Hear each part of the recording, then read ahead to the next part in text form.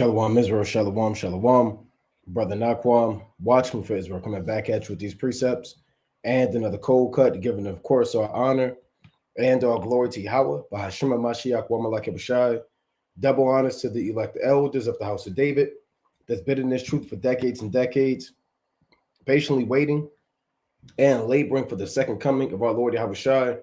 A hearty, mighty shalom to all of the mighty men of the Most High God who are out there in the highways and byways, pushing this truth, magnifying the ministry, presenting their bodies as a living sacrifice, and enduring all things for the elect's sake. Shalom, shalom. Shalom to all of the men that may not be out there in the highways and byways as of yet, but they're working on it. They're getting built up in the spirit. They're praying, they're fasting, they're studying, they're being diligent, and they're abounding in the work of the Lord. Shalom, shalom. Shalom to all of the Aquath out there, the sincere sisters that are out there zealous, diligent, and on fire, moving in the spirit of our righteous foremothers. Shalom to the ancient men. Shalom to the children. Shalom to the elect of Israel scattered abroad throughout the four corners of the earth. And Shabbat Shalom, another mighty Sabbath day through the spirit and power of Yahweh, by Hashem Mashiach, Wamalak Bashai, the God of our fathers, Abraham, Isaac, and Jacob. Mighty Shalom, hearty Shalom to everybody tuning in live.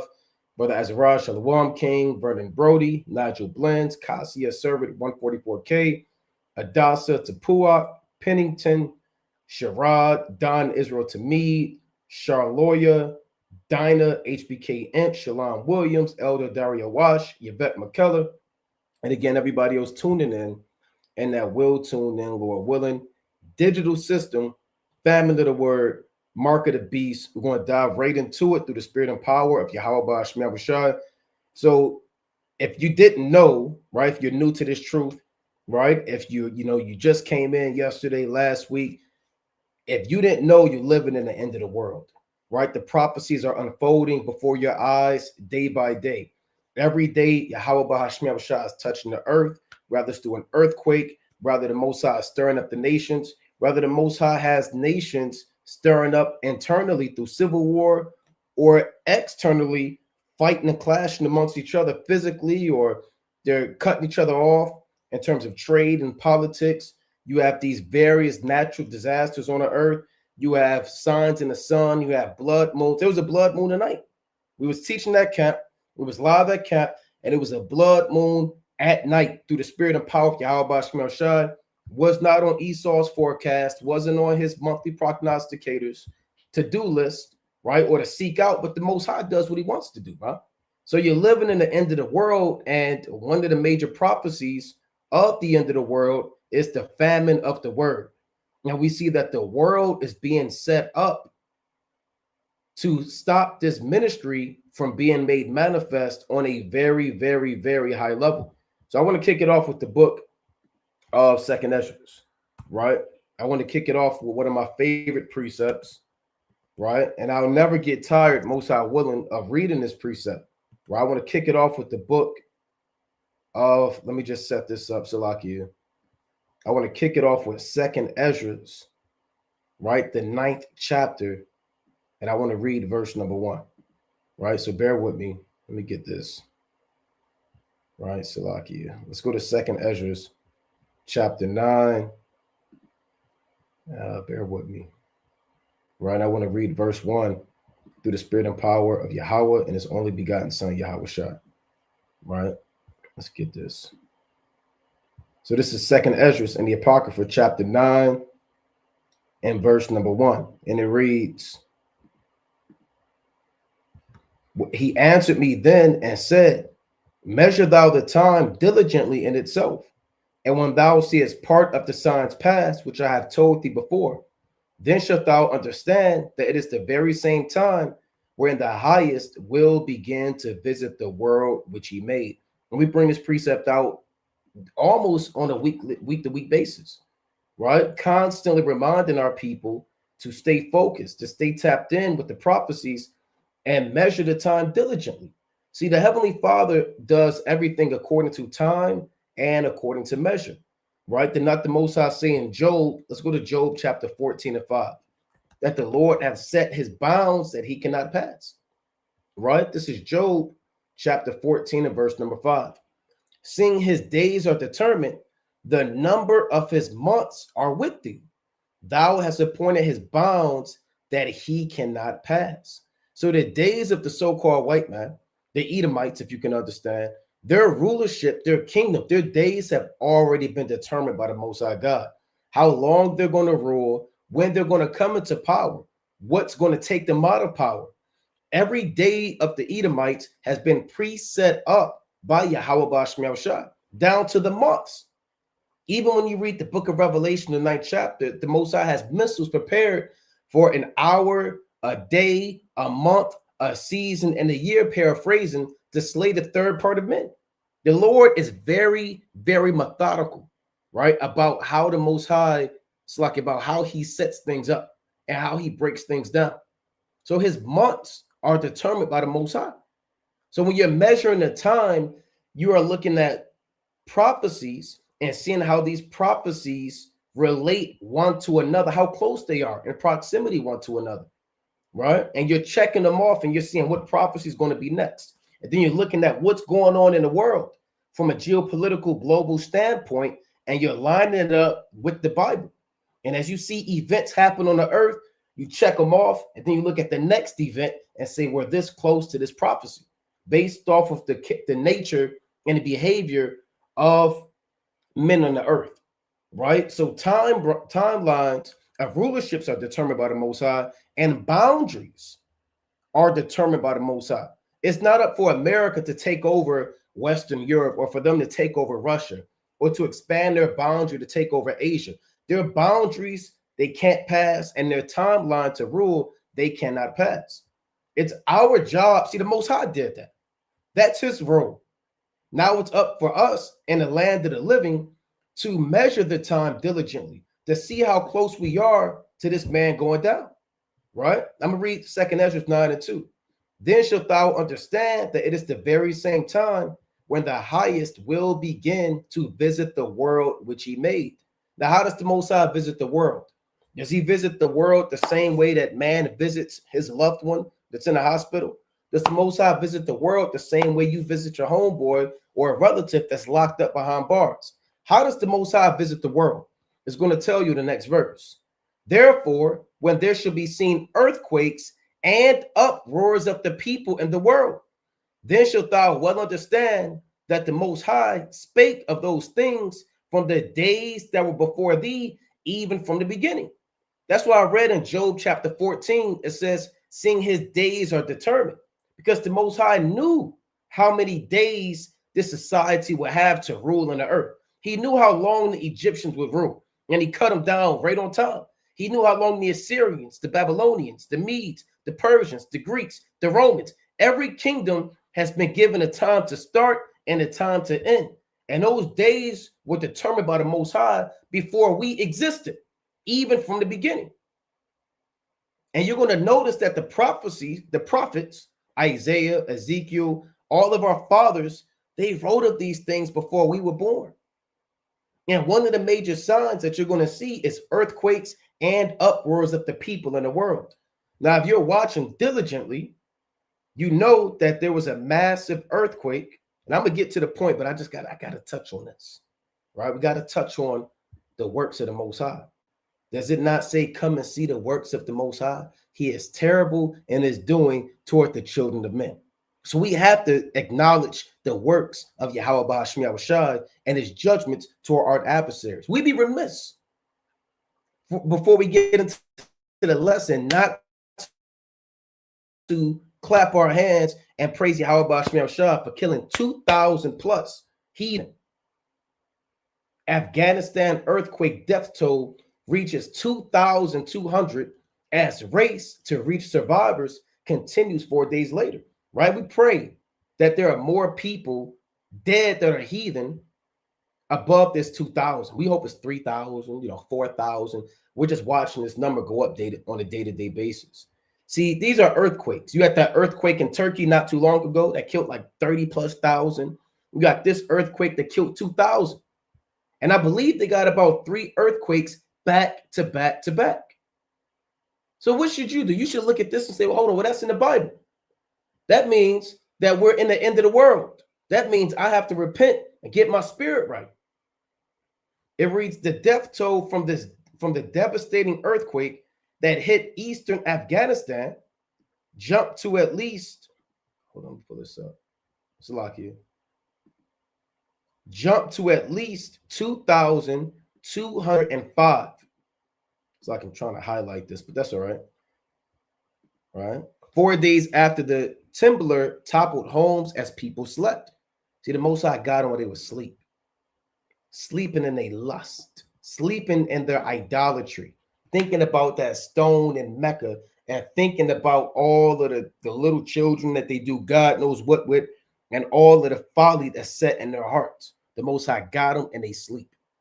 Afghanistan's Taliban ruler said over 3,640 more people were confirmed injured from the earthquake, which struck the country's Kunar and Nangarhar provinces at about 11:40 p.m. Sunday night. So all praises, right, to Yahweh Shah, right? All praise to the Most High. You got earthquakes, right? This goes in the second Ezra 9. And you also have uproars of the people in the world, right? Look at this. You got people saying gringos leave, right? They're telling the Edomites to get out. Let me pull this up. These are uproars of the people. Uproars is pandemonium, domestic protest, global protest. Look at this, over tourism. Now check this out. Gringos leave. That's hip talk. They're saying, essentially, they're telling the white man, get the hell on. Get out. Protests targeting travelers rise as over tourism anger grows, right? It says, now Palmero was at a rehearsal dinner in Mexico City's trendy Roma Norte neighborhood ahead. It's like they got all these pop-ups, right? Salaki. Right? Ahead of a wedding of two American friends when he heard a rumbling outside. From the restaurant, second story, Palmero described seeing a large group of people moving through the streets, some holding place cards shouting, gringos leave. So they giving them Edomite hell, man. Issachar had enough. The tribes had enough, man. They say everywhere you go, you rape, rob, and murder. You down all up in Mexico City. You all in the land. You damn gathering us up with your ICE department, your task force. You rounding us up. You dropping us off in the middle of the ocean. Our children coming up missing. Don't bring your ass here. It's lucky for the language, but that's what they saying, man. You bounding us up in your city. Don't you come here with that, man. So they saying gringos leave. These are uproars of the people. He later learned that demonstrators smashed restaurant windows and damaged vehicles, including the new car of his friends. Wedding planner, a local resident, said.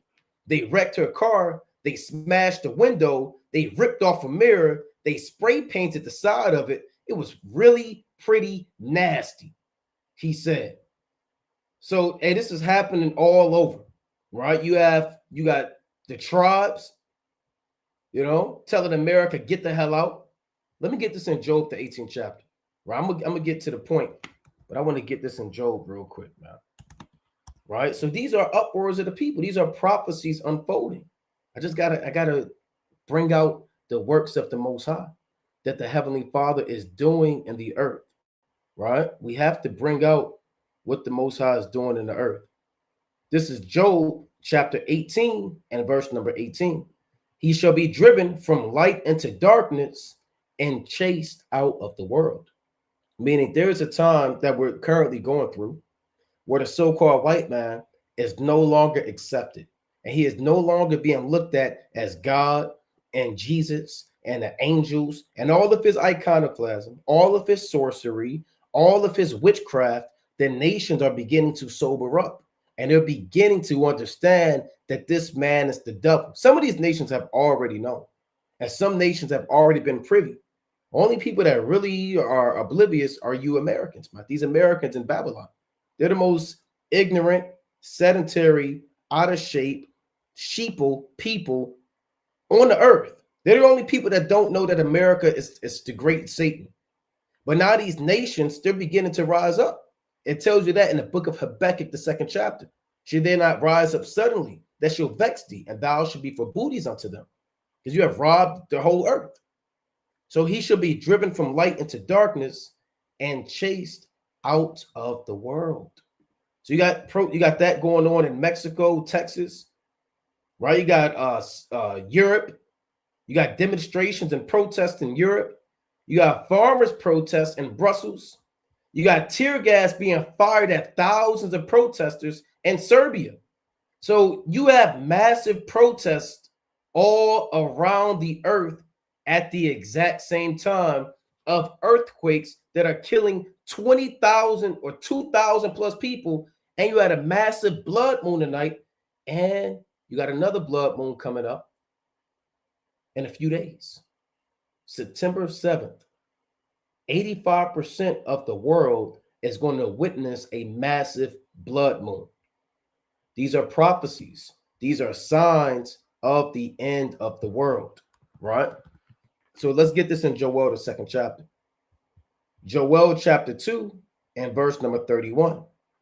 Right? I just want to bring out a few current events because brothers have to always watch and understand what's going on in the earth, right? A lot of brothers, you're getting lazy, right? You're taking your foot off the gas. You know, you put the car on cruise control and you're kind of just going through the motions. You're not on fire, right? You lost your first love. You don't study. You don't fast. You're not diligent. And you're essentially drifting off into this world, you know? And this place is about to go down, man. You know? And you don't want to get caught out there. Joel chapter 2 and verse number 30. And I will show wonders in the heavens and in the earth, blood and fire and pillars of smoke. Blood because of what? Wars. You understand? Gunfire, bombs dropping. You understand? A civil war. You have fire. You have wildfires. You have fire done by volcanic eruptions. You have nuclear fire. You have fire from grenades. You have gunfire. You have many forms of fire in the earth. And pillars of smoke, which comes from what? Bombs, missiles. You have volcanic eruptions, you know? The sun shall be turned into darkness and the moon into blood before the great and terrible day of Yahweh come. So you had a blood moon tonight. And again, that wasn't on Esau's damn forecast, man. The Most High do what he wanted to do. You think Yahweh Bashmiel Shai checks in with the so-called white man and says, well, you know, I got this blood moon coming up here. Just make sure you put it on your schedule. And it's going to be, no, the Most High, he's showing you that he operates on a higher level. His thoughts aren't your thoughts. And you can't predict the Most High. You can't counsel the Most High. You know, the Lord do what he wanted. He controlled the weather. The moon belongs to the Most High. The sun belongs to the Most High. They're under his authority. The moon don't have a supervisor that, okay, and then the supervisor check in with the Most High and the Most High. The moon and the sun and the elements and all things belong to the creator of heaven and earth. Right? So you have these massive events going on in the earth. And brothers have to watch. Let's go to Daniel chapter 12. Gotta watch, man. Right? We're in the days of great watching. Right? Night watches. You had major watches in the ancient world. Right? You had the night watch. You had the middle watch. You had the morning watch amongst the Jews. And amongst the Romans, you had 4 watches. We go over that all the time. You had the evening watch. You had the midnight watch, and you had the morning watch, right? Or what you call the cock crowing, the evening, the night, the cock crowing in the morning. Those are the 4 watches, from 6 p.m. to 9 p.m., 9 p.m. to 12 a.m., 12 a.m. to 3 a.m., and 3 a.m. to 6 a.m. Those are the 4 watches. Even the Romans had watches. We're in the time of the 4th watch. See, let me get this precept, right? Like I said, we got a lot we want to get into, right? And we may have to extend the time. We may have to extend the time of the lesson because the spirit is moving, right? See, this is the time we're living in, right? This is the book of Mark, Matthew, chapter 14 and verse 24. But the ship was now in the midst of the sea, tossed with waves, for the wind was contrary. See, this is the days we're living in. This was an actual event that happened, but many parables and many accounts of Yahweh Shah's ministry have an underlying lesson and message that is practical for us, right? See, the apostles were in a ship, and a ship is in the midst of the sea, tossed with waves, for the wind was contrary. See, we represent the apostles in a ship, and the waves represent the other nations, and we're being afflicted, and we're being tormented, and we're being conspired against by the other nation. And the wind is contrary, right? The doctrines are contrary. See, the Lord said in Ephesians chapter 4 and 14 that you be not henceforth carried away by every wind of doctrine, right? So you have Christianity, right? You have Islam, you have politics.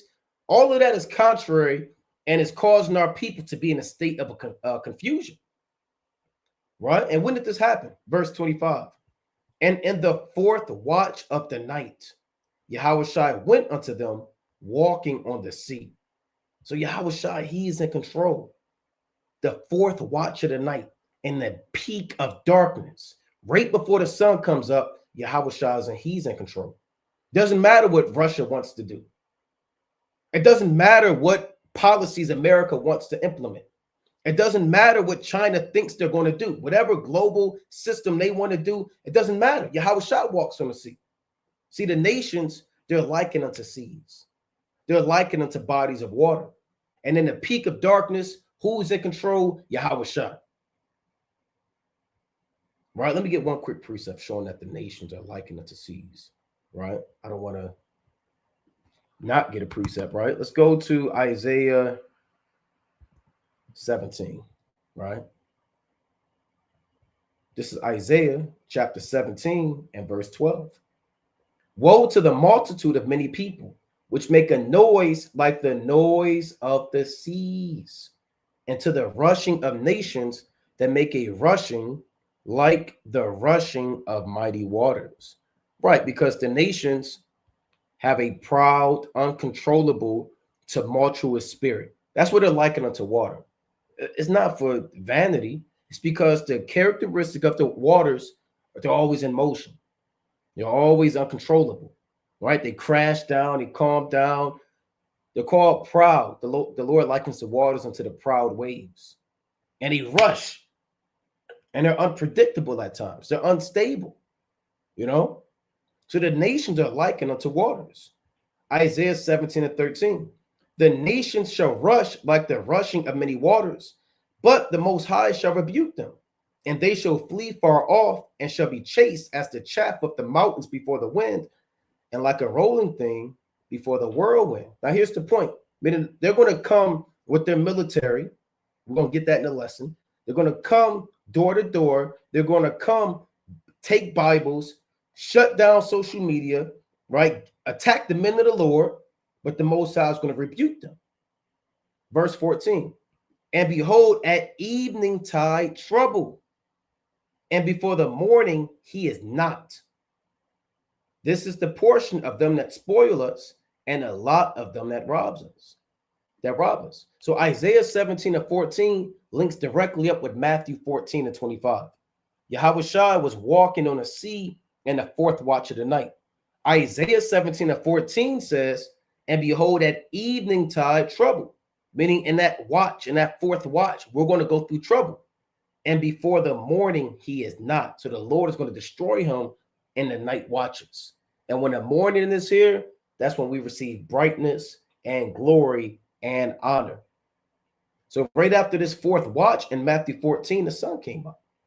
But prior to that, the nations, or it's like the sea and the water and the wind was contrary, right? So Yahweh Shah rebukes these things, man, right? And you have to, well, we'll rest on that. So that's the point, right? That's the point. Brothers have to keep watch, right? Keep watch. Let's go to Baruch, right? Let's go to Baruch chapter 3. Never take your foot off the gas, man. There's a lot going on in the earth and the land of the living. you know, and if you don't think anything's going on, that only means one thing. That means you're not paying attention to the judgments that the Heavenly Father is doing in the earth. You're just not, right? This is Baruch chapter 3 and 34. The stars shined in their watches and rejoiced. When he calleth them, they say, here we be. And so with cheerfulness, they show light unto him that made them. So this is talking about actual stars. But man is likened unto stars. We're likened unto stars. Did not Joseph have the dream in Genesis 37? When you read verse 9, right? He said, the sun and the moon and the stars made obeisance to me. So the stars on a metaphoric level represent the Israelites. In the book of Revelation, the 12th chapter, 1 on down, you read about a woman clothed with the sun and the moon under her feet, and she has a crown of 12 stars, which represents the Israelites. You understand? So you as the Lord said in Daniel, and I wanted to get this in Daniel, right? Let me get this in Daniel 12 and 3. Right? Daniel chapter 12 and 3. And they that be wise shall shine as the brightness of the firmament, and they that turn many to righteousness as the stars forever and ever. So if you're a man of the Most High, you're doing the work, you're teaching the sheep, you're bringing them back to the fold, you are likened unto a star that's always shining, right? You're always guiding people. Stars are for guidance in the ancient world. Constellations, star patterns, they were used for navigation to allow people to reach home. You understand? That's what they were for. Prior to maps, prior to, Apple Maps, Google Maps, the stars were guidance. Men that turn men to the Most High are men that also guide men, you understand, to the Most High in the midst of the seas, which we are in. We're in the midst of the seas, and we need the stars, which are men of the Most High, to guide us back to the Creator of the earth, of heaven and earth, right? So let's go back to Baruch, the 3rd chapter. Baruch chapter 3 and 34. The stars shine in their watches. So brothers have to shine in these night watches, right? All these secret sins, leaven, pride, vanity, whatever you got going on, that's darkness. You need to cast that off through prayer, fasting, counsel, congregating, self-examination, right? Rebuke, applying the precepts, shine in your watches and rejoice. And when the Most High call you, be ready. Right? It says, when he calleth them, they say, here we be. And they say, well, let me get my Bible. Let me hurry up and try to get in the spirit. Where is my garment? Let me try to iron my garment. Right? Oh, I'm in the last days. Let me hurry up and find my garment. Where's my fringes? No, they always ready. There's the famous saying, stay ready so you don't have to get ready. When he called the stars, they say, here we be. And so with cheerfulness, they show light unto him that made them. So you have to show your light. Let your light so shine before men as a star, and stay in your watch, right? Stay in your watch through the spirit and power of Yahweh, Basham Yahushua. Now you have also what's going on tying into the lesson. This is from combatantisemitism.org. So brothers well understand, if you don't, you're going to be informed today, that this ministry is eventually going to come to an end. Live streams on YouTube, brothers going out in the highways and byways. It doesn't even matter if it's YouTube. It can be, they got other sites. They had Daily Motion. They have Rumble. They got all these different sites. But all these things are going to target and shut down accounts, platforms that speak against this new world order, primarily that speak against the so-called Jew, right? And it's going to lead to a famine of the word. Now, what is a famine of the word, right? We'll touch on that. But let's read this first. This is Combat Anti-Semitism Movement. It's from a few weeks ago, about a month ago, right? August 7th, 2025. It says, escalation unchecked. Anti-Semitism up 21.2% globally in July 2025. Now, these numbers, who checks these numbers, who confirms it, where did they get these statistics from? God knows, only the Most High know. There's even a famous saying. They say that they say 99% of all stats are made up. So a lot of times these devils, they just throw numbers out there. Nobody's going to question 21.2. Such an odd outlier number. People are conditioned to accept that, right? Now they're saying that people are targeting the so-called Jew, and it's increasing globally, not just in America, not just in DC, not just in New York. They're saying it's increasing globally by 21.2% in 2025. Now, in all honesty, the main ones who they are targeting and looking at are the children of Israel. Not just any Israelite that's sitting out smoking the blunt, man, smoking the black, freaking off, but they're looking at the men of Yahweh Ba'ashem Yahushai. I'm going to just come out and say it. The brothers in the name of Yahweh Ba'ashem Yahushai who are prophesying the downfall of the system, the destruction of Babylon the Great, and the resurrection of the 12 tribes of the children of Israel, right? The elect of Yahweh Ba'ashem Yahushai, the 1/3, who are calling this double the double to his face, man, who are out there standing boldly for the name of the Most High, so stiffly, like I tell you in 2nd Ezra, the 2nd chapter, casting out doctrines, casting down strongholds, exposing them through archaeology, exposing the so-called Jew through history, exposing him first and foremost through the prophecies and through the spirit of the Most High.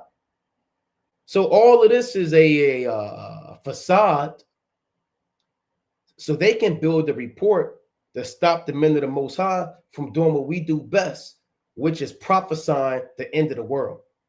And like I always tell, brother, that's my favorite topic to go into, man. I mean, you got a lot we can speak on in the Bible, but I love going into the end of the world, right? So I'm going to read a little of this real quick. In July, the Anti-Semitism Research Center, right, if that even exists, where is that at? Who works there? How do you get a job there? Never seen it. I've been on Indeed. I'm looking on this site. I'm on LinkedIn. I'm on this. I'm on this. You know, where is the Anti-Semitism Research Center?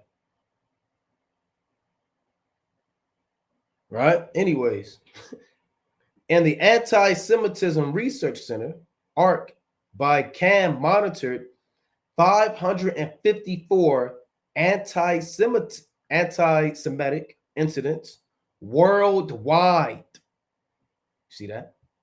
With an average of 17.9 incidents per day. Right? Now, this is madness.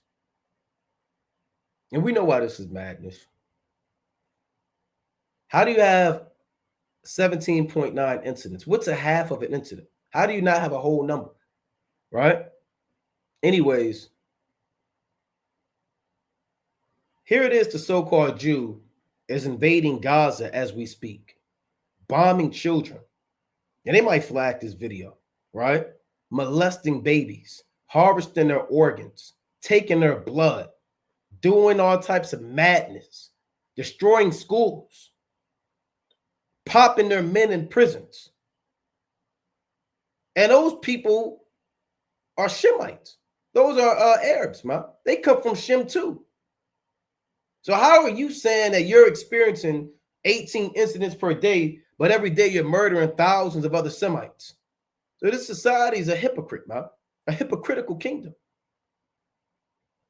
18 per day. And then again, what are the parameters? What classifies an anti-Semitic incident? Is it a text? Is it a tweet?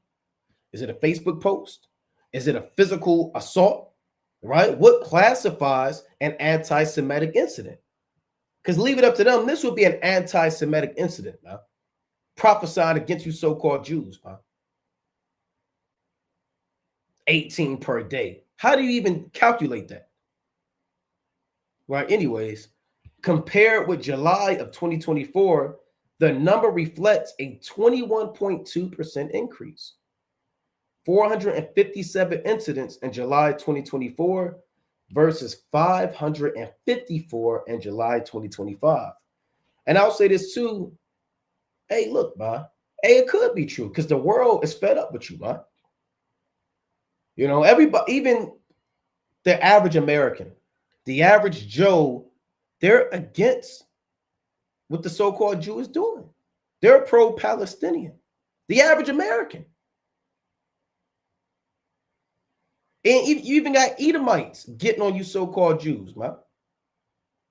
So this very well could be a true statistic. Right? You got people that are Edomites, it's not just brothers. See, we don't do physical harm to you nations, man. Not yet. Those days draw nigh. And Yahweh Shah is going to give us that power to do that. The Lord said, thy people, let me get that in Psalms. Thy people shall be willing and the day of thy power. Right? I believe that's Psalms 110. Right? This Psalms chapter 110 and verse 3. Thy people, meaning the Israelites, shall be willing in the day of thy power, in the beauties of holiness from the womb of the morning, thou hast the dew of thy youth. So who are the people that are going to be willing? The men of the Most High. What are we going to be willing to do? We're going to be willing to take you nations down and enslave you and bring you back to Jerusalem and auction you off to the elect. That's what we're going to be willing to do in the day of the power of the Lord. So here they are measuring 21.2% increase. It's going to increase more than that in those days, man. Right? It's going to increase more than that. Right? So let's read on. It reads from January 1st to July 2025, July 31st. The ark recorded a total of 3,883 incidents, representing a 9.4% rise compared to the 3,550 incidents, right? So what they're doing is they're building up a case. I'm not going to read this whole article, right? You can read this whole thing on your own, right? But they're building up a case. All of this anti-Semitism, all of this rhetoric is to make the children of Israel, the men of the Most High, the focal point. That's all it is. And we have been blessed to be able to see and discern what you devils are up to, man. The Most High told us that in Psalms 2. Let's go to Psalms chapter 2. The Most High told us about how you would rage and how you would counsel and you have think tanks and you would have these plans to stop this ministry, right? And create and fulfill the will of the Most High to initiate the famine of the word. Psalms chapter 2 and 1. Why do the heathen rage and the people imagine a vain thing? And why? You're not going to stop the prophecies. You're not going to stop America from being destroyed. You're not going to stop the men of the Most High from putting you down in captivity. You're not going to stop Yahweh Shah from receiving his glory, man. Revelation 1 and 7 is still going to happen. Isaiah chapter 66, 15 on down is still going to happen. Isaiah chapter 63, 1 on down is still going to happen, man. Isaiah 42 and 13. The Most High said he's going to stir up jealousy, man, like a man of war. He said he's going to cry and roar, man. The Lord said in the book of Micah, he's going to wail and howl. Just because you plan and plot and have counsels, it's not going to stop anything. It's all vain. Why do the heathen rage and the people imagine the vain thing? The kings of the earth set themselves, and the rulers take counsel together against Yahweh and against his anointed, saying, who's his anointed? The Israelites, right? Now, Yahweh Shah is also anointed. In the Hebrew, it's Mashiach, right? We say the Messiah, which means the anointed, right? In the Greek, it's Christos, so we say Christ, right? Which means anointed. So we're the anointed because we've been anointed by the Holy Spirit. We have an unction from the Holy One, but also Yahweh Shah is anointed. Every priest is anointed. High priest. Every king is anointed. Right? So Yahweh Shah is also the anointed. He's also the Messiah. The Lord has sworn forever, that he will be a priest after the order of Melchizedek. Okay? So they take counsel against the Lord and against his anointed, saying, let us break their bands asunder and cast away their cords from us. So this entire agenda is for them to break our bands and to cast away our cords, meaning they want to separate us from the truth. Cords and bands bring things together. If you want to break bands and cords, you separate those two things. And they want to separate us from the Most High through counsel and through war and through destruction. Right? Through counsels and through war and through destruction. And ultimately, this is going to lead to a famine of the word. Okay? It's going to lead to them shut down the ministry. It's lucky. Let me close that out. Coming after the men of the Most High, gathering up those that do the work, putting those labels out there that we speak of, black terrorist, black identity extremists, all these things, man. All these things are going to go up. Now, this is from NewYorkPost.com. August 19th, 2025. In the United Kingdom, free speech crackdown sees up to 30 people a day arrested for petty offenses such as retweets and cartoons. So in Europe and the United Kingdom, England, right? Scotland, Ireland, parts of Ireland, right? Well, all that. And it's going to spread to France. And they shut down on brothers in IUIC out there in France, man. It's going to be all over. They're arresting up to 30 people a day. You retweet a prophecy in Deuteronomy 25:17. You post Revelation 2:9, right? You're going to post Revelation 3:9, Numbers chapter 24:16 on down, right? And many like precepts, Exodus 17:15 on down. See, these devils, what they're doing, and which we're going to, slowly unravel, is they're using this system, this AI, this chat, to infiltrate your mind and your phone and your laptop to determine what type of person you are. And they're categorizing you. See, a lot of people, they're falling in love with their chat. They say, my chat, I talk to my chat, a chat. Some people are naming it, right? They're naming their chat. And my chat is, Rob. Hey, my chat is this. A brother told me his chat is in the truth.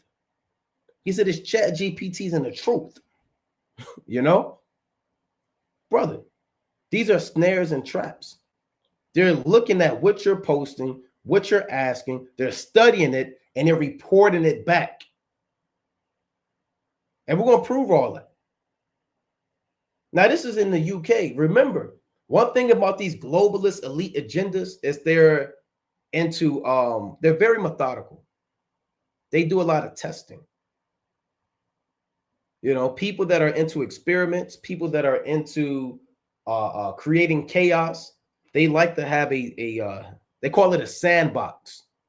In the world of processes, in the world of implementation of ideas, you have a sandbox. A sandbox is like a testing ground where you have the ability to move things, but it doesn't impact the company. You can manipulate data, you could kind of, shuffle some stuff around, but it has no real impact. The United Kingdom, Australia, and other parts of Europe it's a sandbox. So they're testing the people on what they can do and what they can't do, and they want to see the reaction. And eventually, they're going to bring the real life. See, there's what they call it, not a prototype. I believe it's a prototype, right? The prototype is the first model that they rolled out, right? The prototype, certain cars, they're still working on it. They're still working on the mechanics behind it. They may put a crash dummy in there. They're testing it to see how fast it can go. Does it does it damn fall apart when you drive it a certain speed. They roll out a prototype. It's not marketable. You can't buy the prototype. It's not the real thing. What they're doing in the UK, Australia, and other parts of Europe, it's the prototype. It's the sandbox module. Then they're going to bring it to America, and it's going to be in real time, the real deal, and in full, no holds barred, full intensity. Let me see if they got that sandbox meaning. Sandbox. Let's see. Or let's see in software. That might be what I want.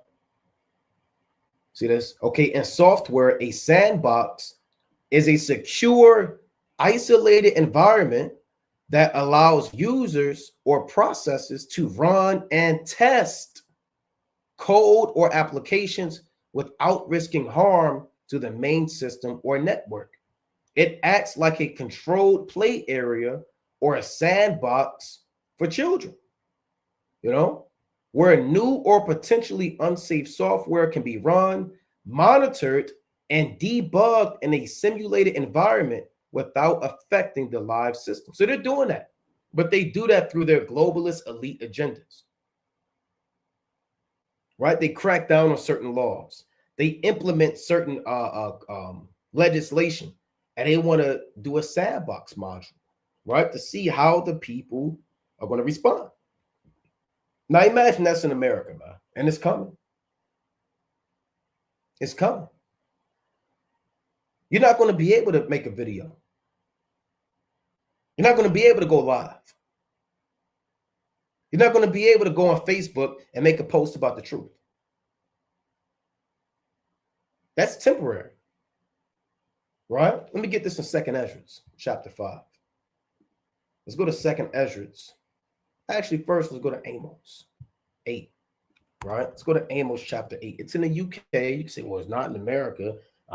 Look, if you know anything about this society, you know that they operate and they use other countries, but as a testing ground, you know? And everything always comes back to America. Babylon the Great. Amos chapter 8 and verse 11.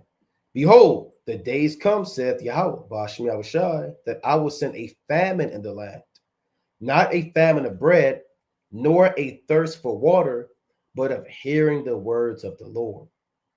And the Most High is into famine. Famine is used as judgment. You know, the Most High does actual famines. He'll stop the rain. He'll put a blight on your crops. He'll have wild beasts and locusts destroy all things. He'll kill your cattle, you know. But there's a spiritual famine coming where you're not going to be able to freely access this knowledge and this truth.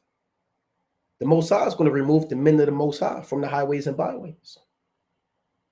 So all you brothers that are playing around, that take this truth as a joke, a lot of you brothers, you're in this thing for entertainment. You want to see the next controversy. You want to see the next big this, who's doing this, what happened here. You're just in this for controversy, kicks and giggles. You only watch the videos where you're getting on a so-called white man or getting on a so-called black woman. There's a lesson of repentance, history, geography, the law. Nobody watches it. But the minute that you get on a so-called white man, everybody's in tune. Because a lot of brothers ain't right.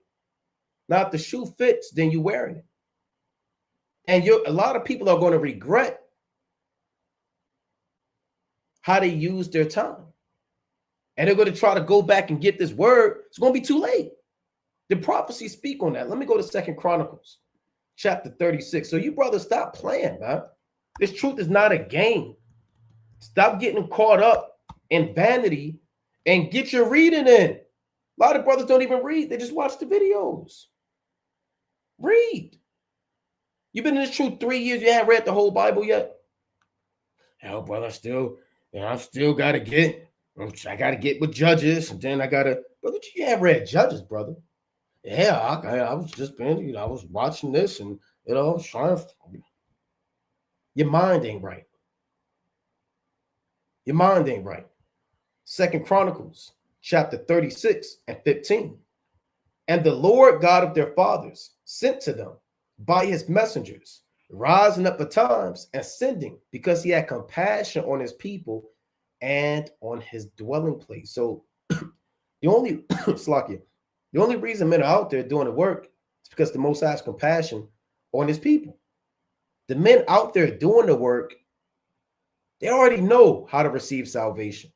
But the Lord is forcing them to go out there because he is not a God where he's just going to, he has no pleasure in death. And he's not slack concerning his promise. And the Most High is long suffering, not willing that any should perish, but that all should come to repentance. So he sends men out there to show you how to repent. But what? 2 Chronicles 36:16. But they mocked the messengers of God and despised his words and misused his prophets until the wrath of the Lord rose against his people till there was no remedy.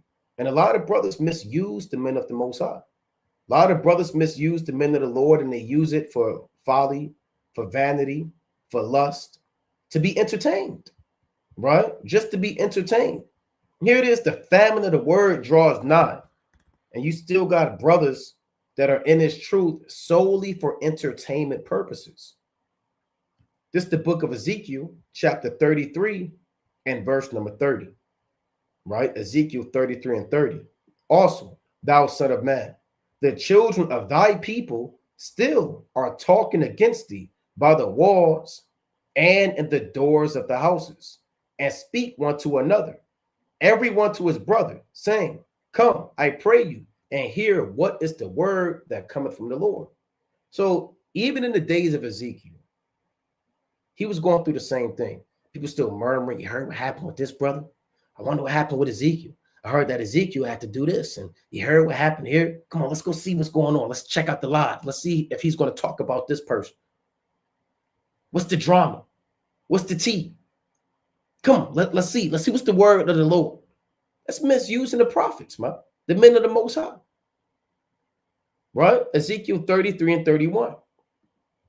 And they come unto thee as the people cometh, and they sit before thee as my people, and they hear thy words, but they will not do them.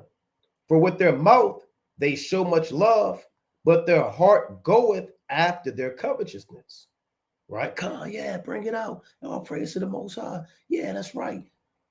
Then they go back after they were entertained, and they go back and they smoke that blunt. And they go back and they never get their fringes. And they go back and they continually profane the Sabbath. They go back and do what they want to do after they were entertained. And lo, thou art unto them as a very lovely song of one that hath a pleasant voice and can play well on an instrument. For they hear thy words, but they do them not. You know, people come up with ice cream, you know. I just want to see what you guys are talking about. They eating the damn ice cream cone, eating popcorn, laughing, you know. Here it is, you prophesying to wake the people up. They walk by. Then the Edomite comes up. You engage with an Edomite. Then 15 Jakes come out of nowhere. What's going on here? So Jake, your mind ain't right, man. You know? And all you brothers that's in this thing for entertainment and vainglory and folly, you're definitely not going to make it. And when this cometh to pass, lo, it will come, then shall they know that a prophet hath been among them, right? And that's plain, right? That's plain. So the famine of the word will come, right? It's not a matter of if, it's a matter of when. And why is it a famine? Because you're deprived of food and you're deprived of water. The food and water that we get is the word. It's these scriptures. It's knowledge, just understanding, right? Let me get this in Proverbs chapter 9, right? So you have an unlimited buffet right now. An unlimited buffet. Endless. So you go to these buffet spots, American Buffet, whatever, Golden Corral. They got hours of operation, right? They might open up at 10 a.m. They close at 9 p.m., right? After 9 p.m., if you caught eating food, hey, something might happen to you. And with the Most High, it's always open. And it's knowledge, this truth. Get it while you can, right? Get seconds, get thirds. Let that food digest and come back for more. Proverbs chapter 9:1. Wisdom hath builded her house. She hath hewn out her 7 pillars. So this truth is built upon a complete foundation and perfection because the wisdom is of the Most High, right? She hath killed her beast. She hath mingled her wine. She hath also furnished her table. So wisdom has meat and breakdowns and prophecies and parables and dark sayings. You have wine. You have knowledge. You have history. You have the books of the law. Everything's laid out and furnished on a table. The tablecloth is there. The cutlery is there, right? And your grandmother, she got that china cabinet, huh? Wisdom's taking that fine china out and laying it down so you can enjoy this meal. She hath sent forth her maidens. She crieth upon the highest places of the city. The maidens are the prophets, and they're crying out to call you to this marriage, to this meal. Whoso is simple, let him turn in hither. As for him that wanteth understanding, she said to him, come, eat of my bread and drink of wine which I have mingled. That's what wisdom is telling you. Get it while you can. Eat this breakdown. Go back over your notes. Study these precepts. Examine yourself. This table ain't out there forever, man. Forsake the foolish and live, and go in the way of understanding. Right? Let's go to 1 Corinthians chapter 10. Right? 1 Corinthians, Salakia. I want chapter 10 and verse number 2. And we're all baptized unto Moses in the cloud and in the sea. So our forefathers, they walked with Moses through the Red Sea, right? We all know about that, right? Moses took his staff, his rod, and they went through the Red Sea. The Egyptians pursued them. The Lord swallowed them up with a flood and drowned them in the Red Sea, right? Let's read on. And did all eat the same spiritual meat. So you have literal meat, you have spiritual meat. The spiritual meat is the word of the Most High God. That's your spiritual food. Without that spiritual food, you are going to die. You are going to starve. And did all eat the same spiritual meat, and did all drink the same spiritual drink, for they drank of that spiritual rock that followed them, and that rock was Christ, or Hamashiach Yahushua. So the food and the water that we get, it comes from the word of the Most High, right? So when there's a famine, it's the word of the Most High not being accessible. Let's read Amos chapter 8 and 12. Right? Amos chapter 8 and 12. And they shall wander from sea to sea, and from the north even to the east. They shall run to and fro to seek the word of the Lord, and shall not find it. And people are going to do that, man. People are going to wander. I know those brothers, man. They teach out right out there in front of that building. They're going to drive, try to make a phone call, walk, saving up their food. You know, in the ancient world, man, when people wanted to seek the men of the Most High, they brought gifts, they brought food. Let me get that in 1 Samuel, right? Chapter 9. Hey, these days are coming back, man. Right? These days are coming back on the earth. This is 1 Samuel chapter 9 and verse number 6. So this is when Saul and his servant were looking for the asses, right? They were looking for the asses. They couldn't find them. They didn't know what else to do. But his servant said, well, you know, I have an idea. There's a prophet here. And if we seek the prophet, he can guide us in the way that we should go. And that mentality is coming back on the earth. When people are lost, they have no solutions. They have no more resolve, no more answers. They're going to take on the mentality of King or Saul at this time and his servant. And for guidance, they're going to try to find the men of the Most High. So let's read this account. The Most High said there's no new thing under the sun. 1 Samuel chapter 9 and 6. And he said unto him, behold, now there is in this city a man of God, and he is an honorable man, All that he said cometh surely to pass. Now let us go thither. Peradventure, he can show us our way that we should go. And these days are coming back, man. Where's those elders at, man? I need to know what I need to know. Where do I go? What do I do? I know they said read the book of, what book was that? What chapter was, what verse? Right? Was that the book of Apocrypha? Yeah, it was the book of Apocrypha. Sirach chapter 55 and verse 35. Yeah, that was it. Sirach 55. And they're going to be bugged out. It ain't no damn 55 chapters in Sirach, man. Man, was that Sirach 55 or that's 1 Samuel 55? I don't know. We got to get the answers. So they're going to say, show us in the way that we should go. Verse 7, 1 Samuel 9 and 7. Then said Saul to his servant, but behold, if we go, what shall we bring the man?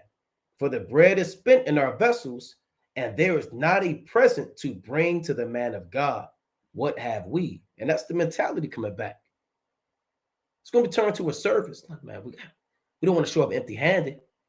What are you going to bring them into the most? I heard that they're out there in New York, LA, Chicago, Detroit, Miami, Baltimore. I know they teach out there. Let's not show up empty-handed. We don't want to waste their time. What can we find? I have a little bit of bread. I got a few dollars. Right? They was desperate, man. Right?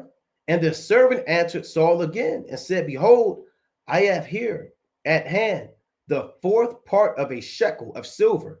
That will I give to the man of God to tell us our way.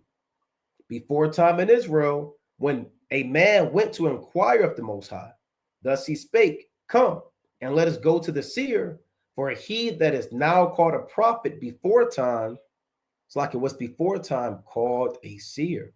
So that was the ancient name for the prophets. They were called seers because they saw visions through dreams and revelations of what would impact people's lives and what would befall them as individuals, right? So that mentality and that approach for solutions is going to come back, right? They're going to realize that America doesn't have the answers. Certain saints are going to realize that your government does not, it's like it directing you in a way that you need to go, and a lot of men are going to try to come and find them into the Most High, but they're not going to find them. Let me get this in 2 Kings, right? They even did that. This heathen did that in 2 Kings 5, right? This 2 Kings chapter 5 and 15. This is when the Ammon the Syrian was healed of his leprosy, and he came with gifts to Elisha, so Elisha can heal him, right? That's how bad the famine is. That's how bad it's going to be. And he turned to the man of God, he and all his company, and came and stood before him and said, behold, now I know that there is no God in all the earth, but in Israel. Now, therefore, I pray thee, take a blessing from thy servant. He said, take this, take these gifts. You showed me the way that I should go. You showed me Deuteronomy 28, right? You showed me the book of Revelation, right? You showed me this, you showed me that. And men are going to come, to certain men, straight up and down with gifts, man, to try to get this knowledge, to try to get this truth, right? They did that in the days of Elisha, and they did that in the days of Samuel, right? Let's go to 2 Ezra. I want to pull up the rest of these articles, but I got to get these precepts, right? This is the book of 2 Ezra, chapter 5 and verse number 9. These are signs of the end of the world, right? 2 Ezra chapter 5 and 9. And salt waters shall be found in the sweet, and all friends shall destroy one another. Then shall wit hide itself, and understanding withdraw itself into a secret chamber. So you're going to have confusion in the earth. You're going to have civil wars in the earth. You're going to have internal conflicts with households, neighborhoods, communities, states, kingdoms. And what else did the Most High say? Then shall wit hide itself, and understanding withdraw itself into a secret chamber. So all of the wisdom and knowledge is on the earth because the Most High has sanctioned it to be on the earth. And it's here temporarily.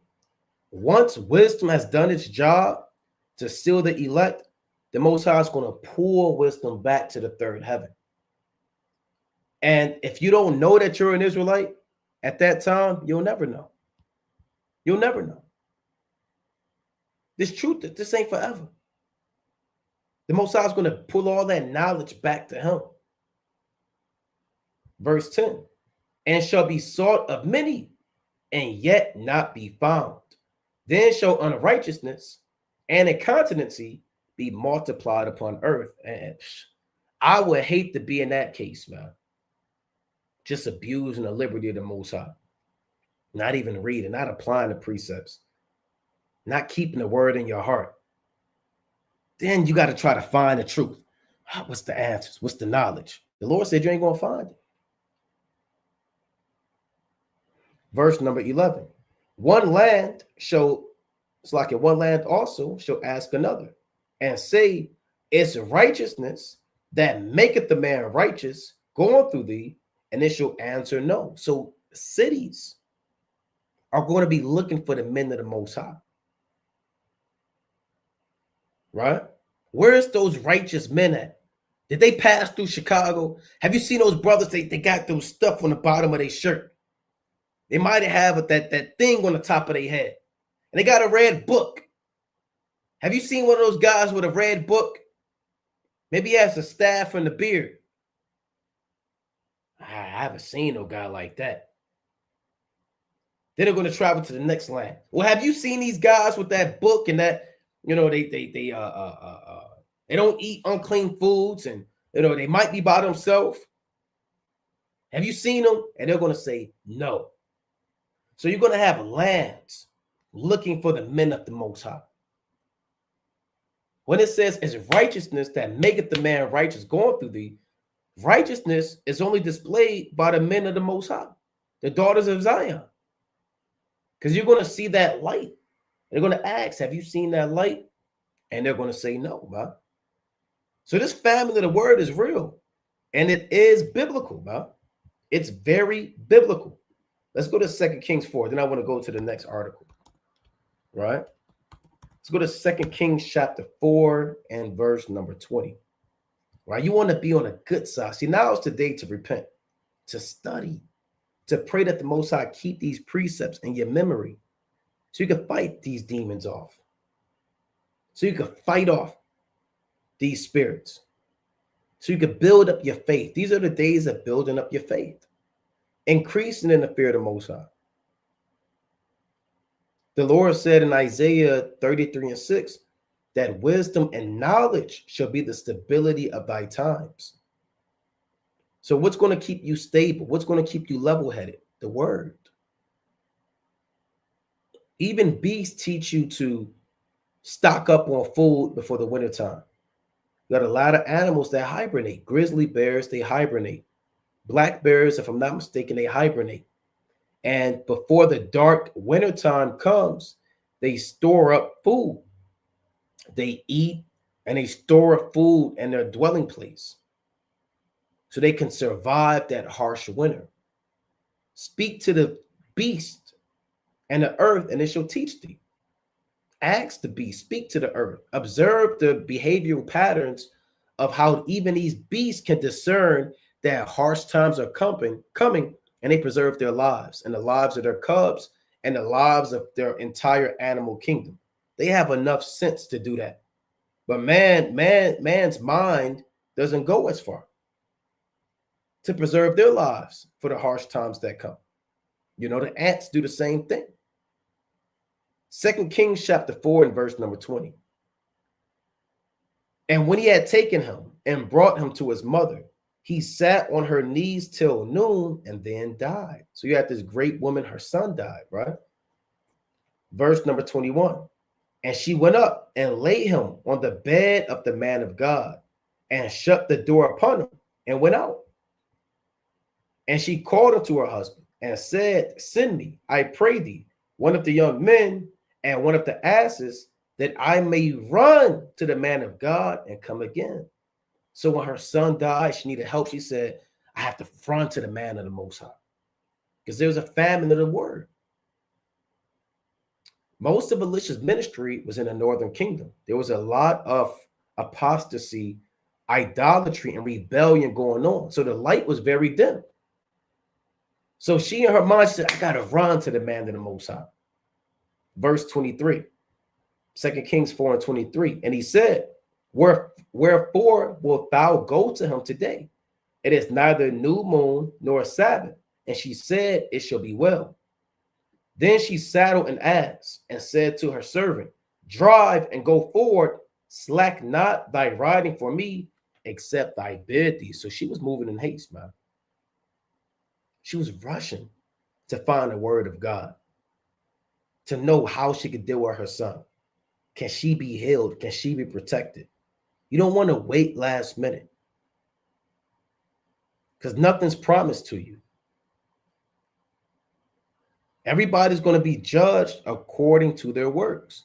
Everybody is going to be judged according to their works. So you have stuff like this, escalation unchecked, anti-Semitism up 21%. It's like it 21.2%. Globally in July 2025, that should charge you to get this word while you can, right? When you have in the UK, they're arresting 30 people a day. Free speech crackdown sees up to 30 people a day arrested for petty offenses. Now, what if it's a real offense? Real offenses are going to be classified as threats to federal security and global security, and threats to Amalek. Those are going to be legitimate threats, you know? So let's see. So there's not much on this, but I had this as well, right? This is the victims. It's from the telegraph.co.uk. So you brothers out there in Europe, man, right? It's a lot going on out there, right? There's a lot going on out there, okay? The victims of Britain's free speech crackdown. Reports show police are making more than 30 arrests a day over offensive online posts. Now let's check this out. Now, there's a common denominator here. The common denominator is that all these people are Edomites. More than likely, they're Edomites. Now let's see why they got arrested. Are the Edomites the threat? No, but what they're doing is they're building up that case.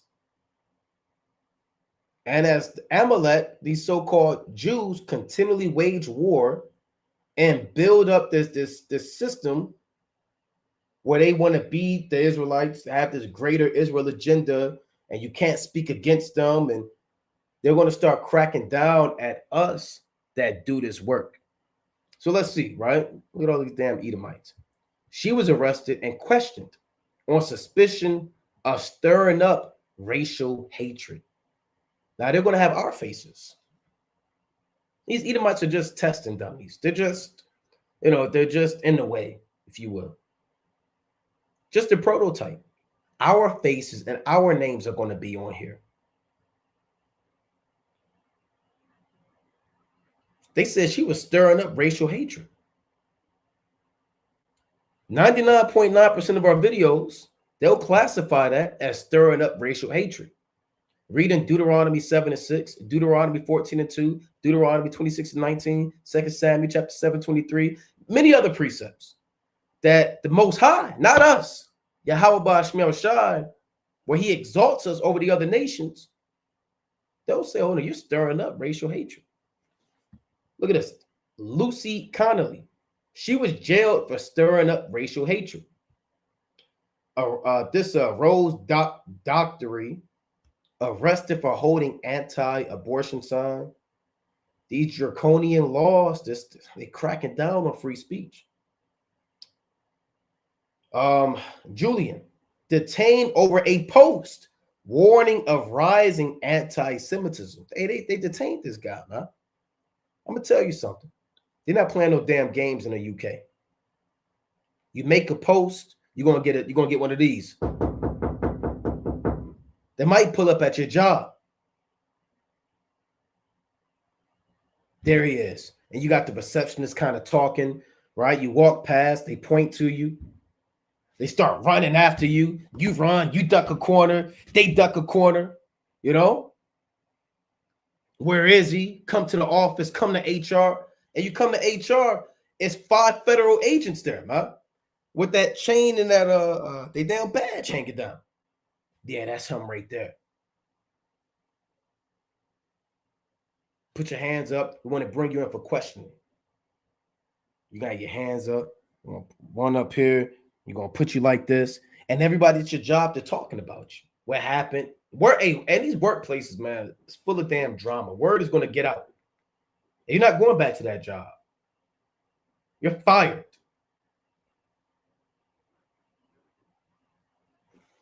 Right? So he got arrested for anti-Semitism. Look at this. Damn, Robert Moss arrested over a negative post about his bosses online. They got up with him, huh? They even got up with old Rob. Detained for using wrong pronoun for transforming women. Right? What this guy do? Former head of the Met Police Federation banned from running for election. Look at this. Damn, they are hit. Oh my God. Look at these Edomites, man. God. Oh. Damn. All praise to Yahweh Ba'ashmel Shai. I'm not an Edomite. Yeah, bro. How do you know you're not an Edomite? I know 1,000% I'm not no damn Edomite. Look at this, man. God damn, they almost they're taking away from the lesson. I gotta hurry up and get past this.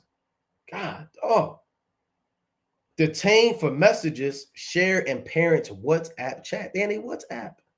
Hey, your WhatsApp, man, just because you got that lock on your phone don't mean a damn thing. Then your WhatsApp, you're monitoring that. Well, I'm gonna go on Telegram or I'm gonna use this. They in that too, man. They scrolling through your WhatsApp while you're asleep and they're looking for keywords. Hebrews are like Amalek, Esau, Edomite, Babylon. You know? Yahweh Shai, ICBM, Chariot, Salvation. They're looking, see, they got this, and this, we're going to touch on that, this digital system where they're monitoring you and they're isolating the men of the Most High. They're going to start isolating the men of the Most High. And you're going to be cut off from your job, and your bank might cut you off. You know? Your family you're going to be cut off. Right? And we're going to touch on all that through the spirit and power of Yahweh Ba'ashmi Shai. Right? What happened with this? God, man, they rough. I mean, this is bad. Look at this. All right, I don't mean to really, get there, but I mean, look at these Edomites, man. God, man, look at this one. This one is rough. This is the ugliest Edomite I've ever seen today. Right? I'll say today. God. Oh, right. Let's move on, man. Visiting by police after criticizing the labor counselor online. Right? This guy had transforming tweets. They got him. Hey, she was praying outside an abortion clinic. They got up with her. Look at this guy. What the hell did he do? He had a scumbag shoplifting sign. A long story short, man, from racial hatred, stirring up racial hatred, anti-Semitism, they have arrested these individuals. And there's more. There's more and more people in the UK being arrested every damn day. Every day is happening. Right? Let's go to let's get a quick precept. Let's go to 2nd Ezra. Right? We're going to go to the 6th chapter. Right? And again, like I said, man, you got this article right here. You can say, well, I know I'm making light of these Edomites, man, but our names are going to be up there. There is somewhere in the land of the living where our names are already up there.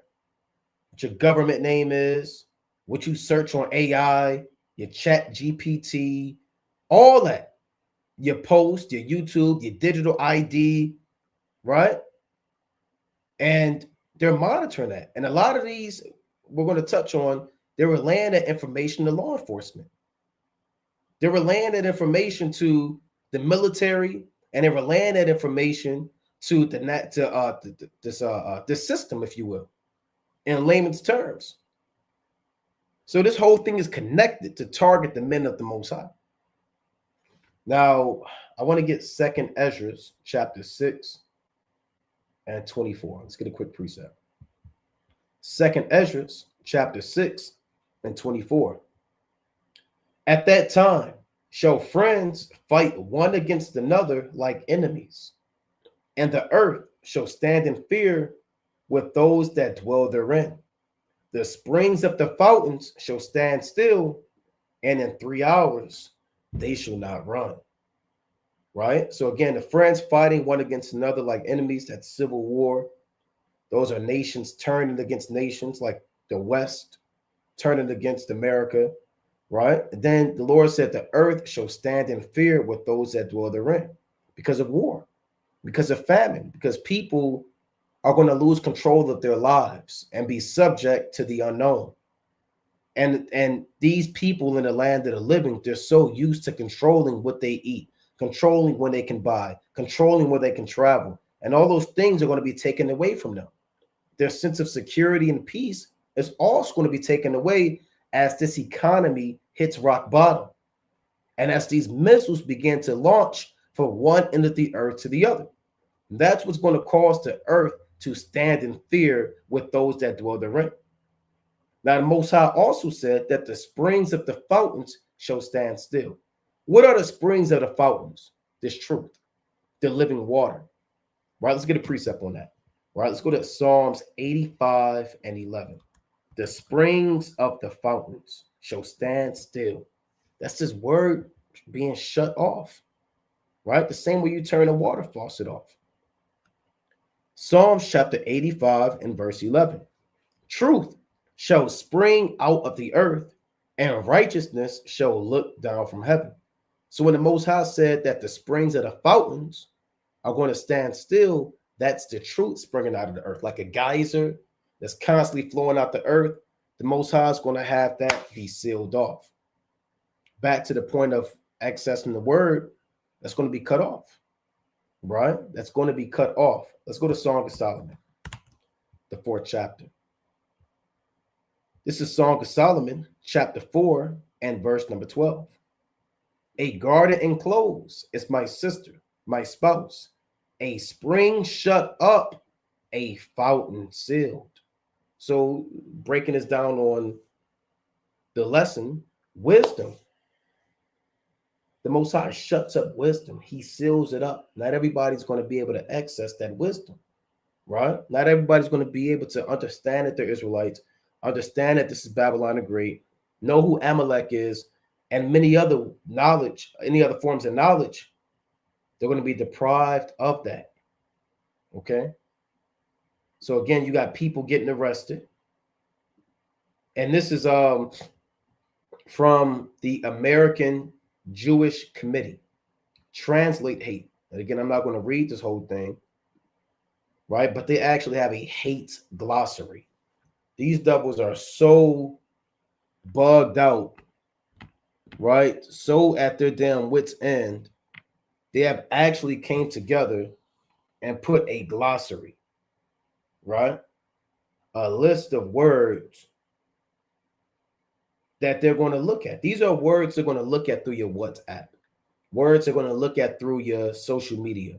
Words you're going to look at through, your post, They're going to look at these words. They're going to use this system to filter out those words, target who you are, and essentially condemn you. Make you a public enemy. So let's read a little of this. American Jewish Committees Translate Hate Glossary empowers you. Check that out. Empowers you to identify, expose and report anti-Semitism. Click on the terms below to learn about how anti-Semitic tropes, words, and symbols hide in plain sight. From the internet to pop culture, man, this damn Amalek, man. Amalek, man, is the pure devil. He is the devil, man. A outright demon. And he's just an outright hypocrite, man. Right? Outright hypocrite. Look at this. These are words that you can't say. Blood libel. You can't bring up how Amalek is into adrenochrome, blood sacrifices, harvesting blood and drinking it and doing rituals. If you say that, they're tracking that, they're coming after you. You might get arrested. You might get detained. You might get that knock at the door. A cabal, right? White supremacy was started by the Jewish cabal. So same thing. So they probably came after this person, right? And they found this from 2020.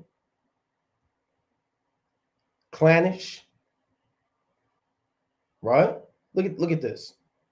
In addition to which they pretty much have their own economy because Jewish business only do business with other Jews. So you can't even say that. They call that clannish. That's hate speech. You cannot speak against Amalek. You can't, cosmopolitan, you can't say that. Elite cosmopolitan academics just say Jews, right? You can't do that. You can't use the word control. You can't say conspiracy theory. What else? You can't call them creatures. Can't speak about their wars. Right? All of this, man. You can't use gaslight. You can't use the word globalist. If they research all your history and find these words, it's over for you. Great replacement. The Goyim know. Globalize. I'm not going to read all of these, but they have many words. Look at this. Jewish agents. Jewish lighting. Jewish power. Jewish lobby. Khazars. All you brothers that use Khazars and make posts like this look like a brother post, man. You know, in the knowledge. I've seen that map before. We actually used to have that map on one of the first signs we made when we first went out there to do the work. That was on one of the original posters. Now, if you post that, that's hate speech. They're going to flag you. They're going to shut you down. Right? Now, what the hell could they possibly say about Khazars? I mean, that's secular history. This is they tightening their grip. They're tightening their grip. Check this out. Given that Khazars moved into and settled in Eastern Europe, anti-Semites pushed the conspiracy, see that word right there, that Ashkenazi Jews descending from Eastern Europe are not real Jews and are working to infiltrate other nations on their quest for world domination. So you can't say nothing like that. You brothers on the highways and byways, and they're going to tell you that, man. If they hear that, they might just shut you down and start arresting you. These are the days that are drawn on the earth, man. Let me get this in Galatians chapter 4 and 26. Right? What did the Apostle Paul say? Right? The classic. This is the book of Galatians. It's like I want 4 and 16. Galatians chapter 4 and verse number 16. Am I therefore become your enemy because I tell you the truth? And in this situation, yes, we are the enemies because we tell the truth. All of that, half of that stuff they put on there, they got from the Israelites. They ain't get that. They got some Edomites, they're into that and they're into these so-called conspiracies and they study. They make posts too, But mainly how that stuff come from the men of the Most High. They're watching the videos. They're watching the breakdowns. They have spies and agents who observe the teachings that are being done on the highways and byways. They're gathering intel. You have the transcripts for every video, all of the words that are spoken. They study these things. And now we are now enemies because we tell the truth. And we would have it no other way, huh? So you brothers out there on the highways and byways, keep pushing the truth. I know a lot of brothers think, oh, should I still go out there? What do I do? Keep going out there, man. Keep prophesying. And the Most High said, let's go to Isaiah chapter 62. We're not shutting the damn thing down, man. Right? We're not shutting anything down. This Isaiah, you got brothers, well, should I still go out there? I know that they said that we can't make this post. So, you know what? I'll just kind of stay at home on a Shabbat. Brothers going to start having excuses. Yeah, I can't come out today. Yeah, I'll be out there next week. And I'm going to kind of just fall back a little bit. I know it. So at least one brother, I'm going to kind of fall back a little bit. I'm going to kind of let y'all do your thing. It's kind of getting spicy. It's kind of heating up a little bit. I don't want that brother around me, man. Here's what the Most High said in Isaiah chapter 62 and 6. I have set watchmen upon thy walls, O Jerusalem, which shall never hold their peace, day nor night. Ye that make mention of Yahweh, keep not silence. The Lord has commanded you to never hold your peace. We're going to keep doing live so they shut it down, man. We're going to keep going to camp to the Most High, pull us out the streets, man. We're going to keep making posts, keep doing videos, if it be the will of the Most High. Keep doing these groundbreakings, keep shaking the hand. And the Lord said, shake the hand, that they may go to the gates of the nobles, man. The Most High said in Jeremiah 48 and 10 on down, cursed be he that keepeth back his sword from blood. You're going to be cursed by the Most High if you keep your sword back from blood. This is war. Here you are putting your sword back in the sheath. I don't know. It's wartime. There's never been a more necessity than now for brothers to use their sword. This is it, man. It's the peak of war, the peak of the battlefield. Let me get that in Jeremiah, right? Just because they're putting all these threats out there, they threatened Nehemiah. They told Nehemiah, you can't build, they're going to kill you. Nehemiah said, man, should such a man as I flee? Nothing stopped Nehemiah from building. And he received countless threats, assassination plots. He had traitors. He had false brethren, and he kept building. Nothing stopped Yahweh Shai. Men always want to kill him. He survived many assassination attempts. They want to throw him off a cliff, headlong, stone him, tortured, bruised, and beat. You got to be willing to die for this. If you're not willing to die for this, then your spirit ain't right. Straight up and down, your spirit ain't right. That's how far this thing goes. Yes, that's how far it goes. If you've been taken aback, if you're, I don't know about that, I don't really want to, deal with that, then you need to examine yourself. And you don't know the gravity and the severity of this calling. This calling and its truth is beyond, and I can't stress that enough, it's beyond entertainment. It's beyond who knows more than who. Who's the top Israelite? Who's this? Who's that? It's not about who's the best camp. All this BS doesn't matter. It's about serving the Most High until death. This is Jeremiah chapter 48 and 10. Cursed be he that doeth the work of the Lord deceitfully, and cursed be he that keepeth back his sword from blood. Right? Don't keep your sword back from blood. Man. Let's go to Acts, the 4th chapter. Right? The Most High said he made our mouth like a sharp sword. Acts chapter 4 and verse number 17. I mean, this whole chapter is good, man. Let's just read 17.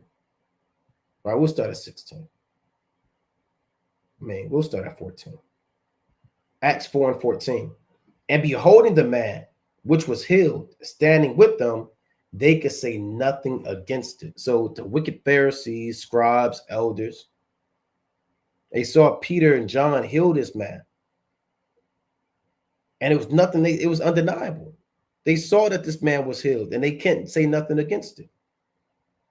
Now, that applies to today.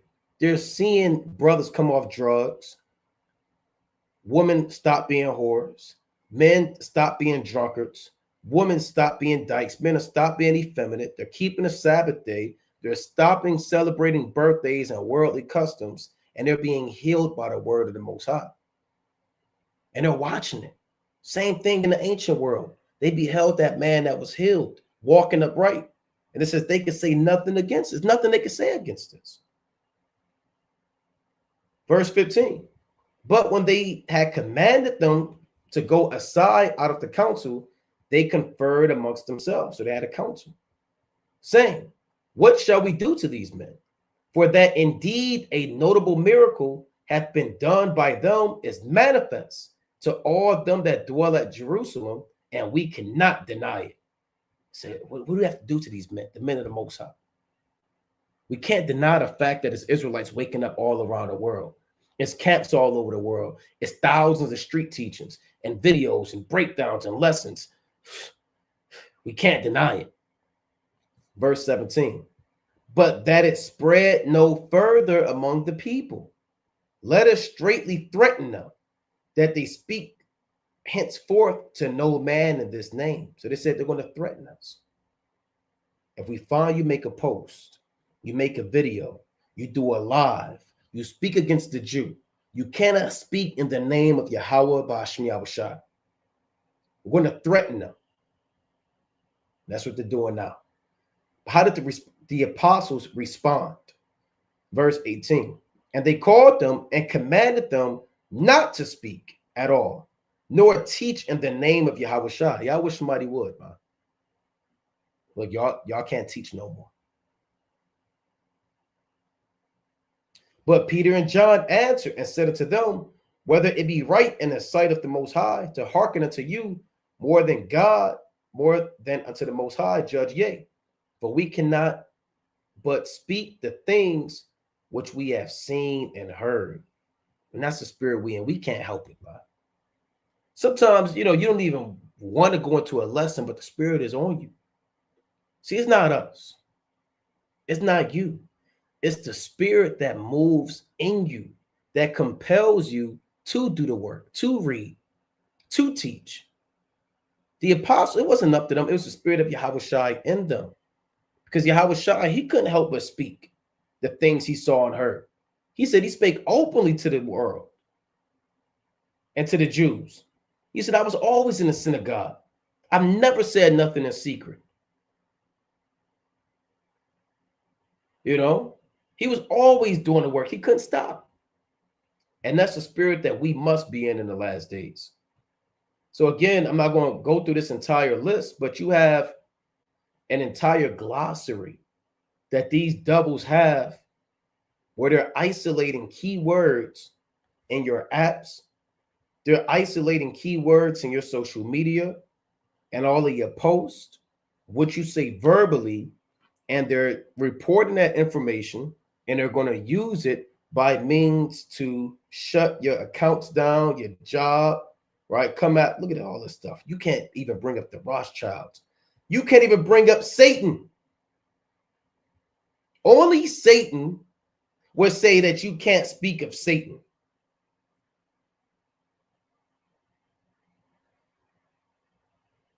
So this ain't of the Most High.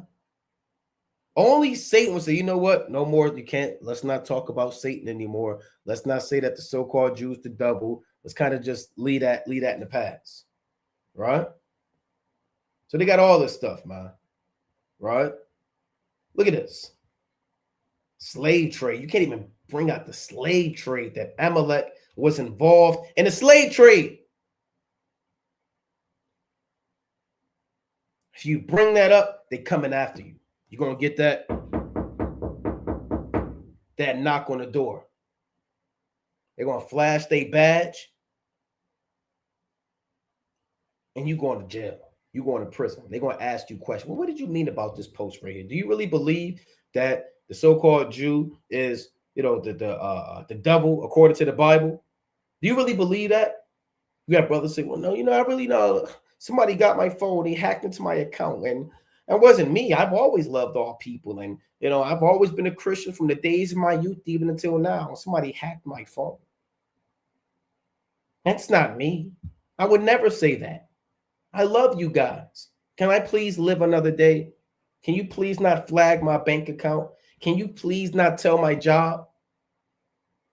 You're going to have a lot of Negroes, Hispanics, and Native Americans that sell out because of the fear of man, right? Instead of fearing the Most High, right? So again, you brothers, look at this, man. This was all in, this isn't even all of it. They have it by letter, right? They have it by letter. So they have everything that you can't say. It's a glossary. And if you say these things, they're going to use it against you. And they're doing this stuff behind the scenes, right? Here's another event, right? This is from August 30th. Let me see where I'm at with time. All right, we're making all right time. AI chatbots are creating more hateful online content. So you got even these AI chatbots. Not too long ago, that was there's a chatbot called Grok. I think it's Gronk or Grok, right? It's on Twitter, right? Formerly Twitter, X. And Grok or Gronk, that chatbot was exposing Amalek, man. So they're trying to essentially control, because AI essentially brings out the information, regardless of your emotions. So now AI is coming out and speaking against the so-called Jew, right? And saying that they're the devils, right? Right? So they're looking at these AI chatbots and seeing how they can control it. Now, this is something else, right? It's from 10 hours ago. OpenAI will read your chats and call the cops. Guess who owns ChatGPT? OpenAI. They're reading your chats. Every time you type in, who's the real Jew, you're challenging AI, you're saying this, they're reading that and they're reporting that to political, military, and government officials. What you like to ask, what you like to inquire, and they're reporting that, right? So that's why we went into that. What's going on in the UK is coming to Babylon the Great, right? It's coming to Babylon the Great. OpenAI will read your chats and call the cops. Let's go to Jeremiah real quick, right? Chapter 36. So there was a time where privacy was a thing. There's no privacy. These devils, they want to monitor everything and all things that you do, from where you are to what you buy, right? To who you're with, to what you're posting, to how many steps you took per day. They're looking at all of that, right? This is Jeremiah chapter 36 and verse number 20. And they went into the king into the court, but they laid up the roll in the chamber of Elishama the scribe and told all the words in the ears of the king. So Jeremiah prophesied about what's going to happen to the king and the people if they don't turn back to the Lord. And he wrote it all down. And they gave this before the king. So the king sent Jehudi to fetch the roll, and he took it out of Elishama the scribe's chamber. And Jehudi read in the ears of the king and in the ears of all the princes which stood beside the king. So he read all these prophecies like we do, right? They're listening to the judgments.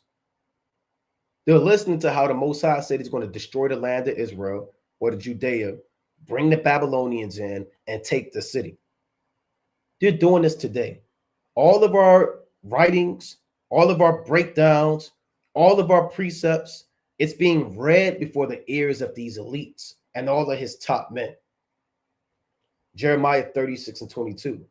Now the king sat in the winter house in the 9th month, and there was a fire of hearth burning before him.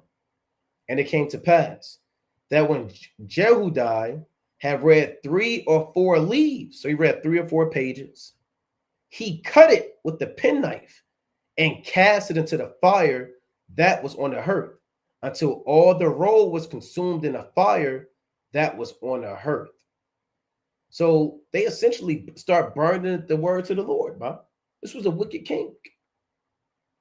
See, this society can't take the judgments that the Most High has. The men of the Most High, their job is to rain on your parade, to tell you you're going off. You can't do that. Don't you know they killed John the Baptist, man? Didn't John the Baptist tell Herod, it is unlawful for you to have your brother Philip's wife? What did they do to John the Baptist? They put him in prison, cut his head off, man, as he told the wicked to his face. Hey, John the Baptist got on a so-called white man and pretty much called him a demon. So even in the ancient world, they were burning pages, burning these things out because they couldn't take the words of the Most High. That's what they're going to do nowadays. They're going to take these Bibles, take these accounts offline, flag men, you know. Verse 24, yet they were not afraid, nor rent their garments, neither the king nor any of his servants that heard all these words. Nevertheless, Elnathan and Delaiah and Gemariah had made intercession to the king that he would not burn the roll, but he would not hear them. Right? So the so-called white man, he ain't going to hear him. Right? He's going to do what he wants to do and burn the words of the Most High, shut down the words of the Most High, and cause this famine to happen. That's why you have open AI will read your chats and call the cops. Now, I remember seeing that this wasn't too long ago. This guy was driving a Tesla. I think maybe he had an illegal license, or he was doing something, against the system. And the Tesla, what it did was it locked the doors, and the Tesla put it in autopilot mode and drove him to the police department. So you people, they show you that in that movie. What's that? The End of the World. This is how it ends, right? You know what I'm talking about. They actually had this guy in his Tesla. The Tesla locked the doors. The guy said, like, I'm trying to go home. I got to see my family. Tesla said no and drove him straight to the police department. This actually happened. See, technology is good when it's used in righteousness. The Most High said there are things created for the godly, so being turned into the ungodly turned into evil, greatly paraphrasing. Sirach 39 to 26 on down. So now they're using this to read your damn information. So let's read a little of this. Open AI. Look at this devil. And he got that illuministic eye covered, that left eye in darkness. Now, let's see. Okay, a single post went viral. It featured a screenshot of a news. This is from 907.medium.com. In case brothers want to look into it. Right? A single post went viral. It featured a screenshot of a news headline that read something like, OpenAI says it's scanning users' ChatGPT conversations and reporting content to the police. And that's actually happened. That's not a rumor. You'd be a damn fool to think that you and your ChatGPT have your own one-on-one personal, intimate information. Who the hell do you think you are, man? What world do you live in when you believe that your phone is not being monitored? That this information isn't being reported? And they're looking for the right thing, man. Right? You're online. Yeah, the Israelites, man. Kwam Yashala. That's a flag. That's a flag word. They're gonna have trigger words, flag words, words that alert the system. And they may give you certain threshold. Maybe you get 1 strike, 2 strike, right? Like they do on YouTube. Hey, but again, like I said, a lot of brothers, you're gonna start getting that knock on that door. We all know that police knock. If you don't know about that police knock, you'll find out. It's the police knock. Right? They got that fast, loud, damn wicked knock. You know? And they're gonna start, hey, look, we need you to come with us. We need to ask you a few questions. Are you an Israelite? Do you serve Yahweh? Do you serve Yahweh Shai? Why would you post Revelation 2 and 9? What do you mean by this? What do you mean by Revelation 3 and 9? Who are these guys in this video with you? Who's that brother right there? Who's that guy reading? What's your connection? Does he post same things? Hey, they're doing it already. They're doing it in England as we speak.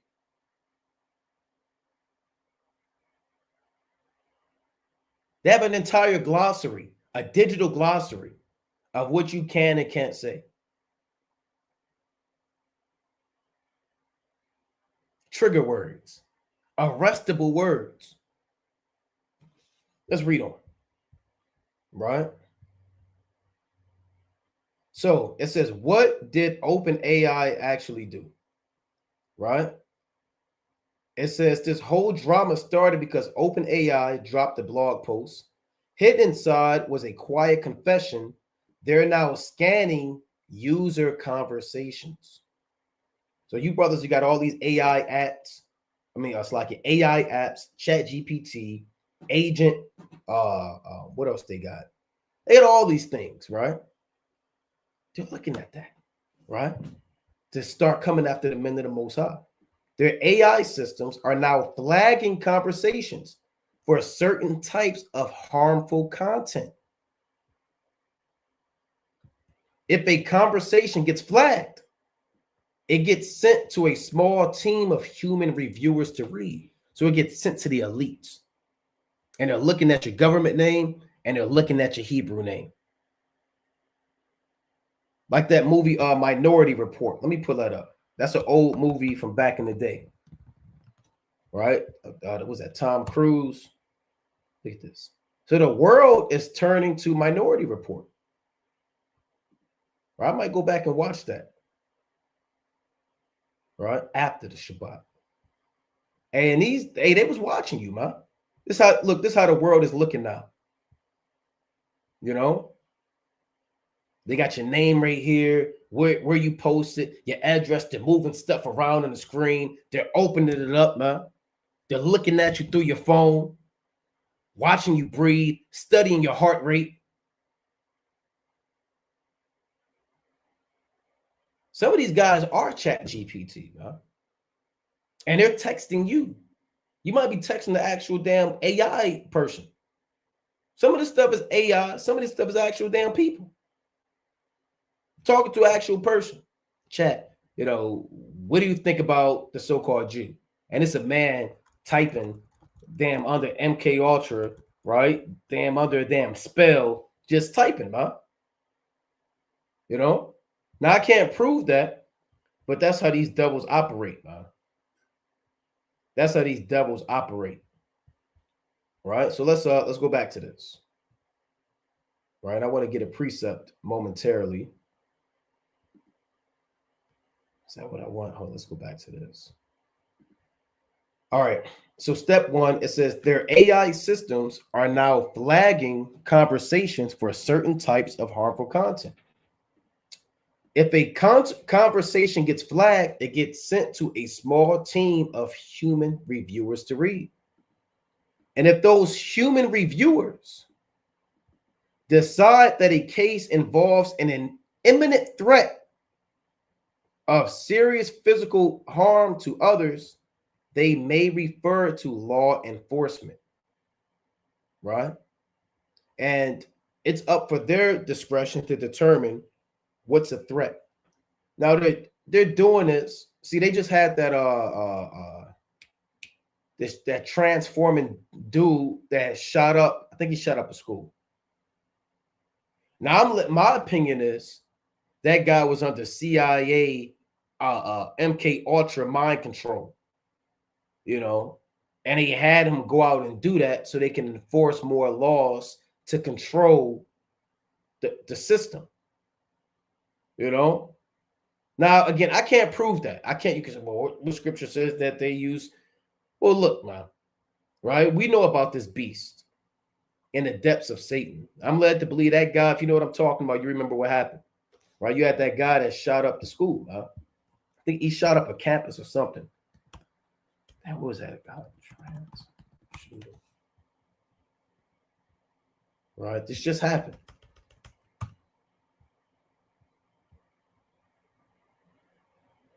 Look at this. Now he's saying if you're a transformer, you can't own a firearm. Right? All hell is breaking loose, man.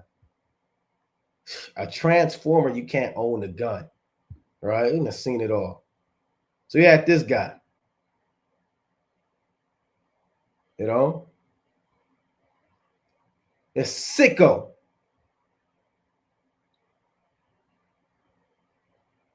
So they had this happen so they could do what you call pre-crime monitoring. So they can monitor crime and see it before it happens, right? And see it before it happens. That's what they would like to do, right? That's what they want to do. Let's go to the book of Ezekiel, right? Chapter 28 and verse number 3. Okay, let's go to Ezekiel chapter 28 and 3. It reads, "Behold, thou art wiser than Daniel. There is no secret that they can hide from thee." And we've never seen this speak so boldly until now in the last days. You know, in time past, we would break this down where, yeah, you know, they have, they see your blood type, you know, they know how many steps you've taken per day, you know, they know, you know, the screening time, they have hidden ancient records and all these things. But now this speaketh boldly and expressly. You can't, there's no secret you have now, right? There's not a damn part of your life that's not being tracked and monitored, even your private conversations. You had that dude or that woman in the UK, they pulled her WhatsApp conversations. And that was reported to the police, and she was arrested for that and detained. Now, I believe they let her go, but again, this stuff is only going to escalate. Right? And they're going to decide what they're going to refer to law enforcement on, what they're going to report. And this is happening right now, right? This is happening right now as we speak through the spirit and power of Yahweh and his only begotten son, Yahweh Shai, right? Let's move on. So they also have AI threat detection for law enforcement, right? And they have other things they use. There's a thing called Shadow Dragon, right? There's a thing called Babel. I believe it's called Babel Street. Check that out, right? 3 of Esau's top pre-crime AI threat detection for his digital system all have biblical roots.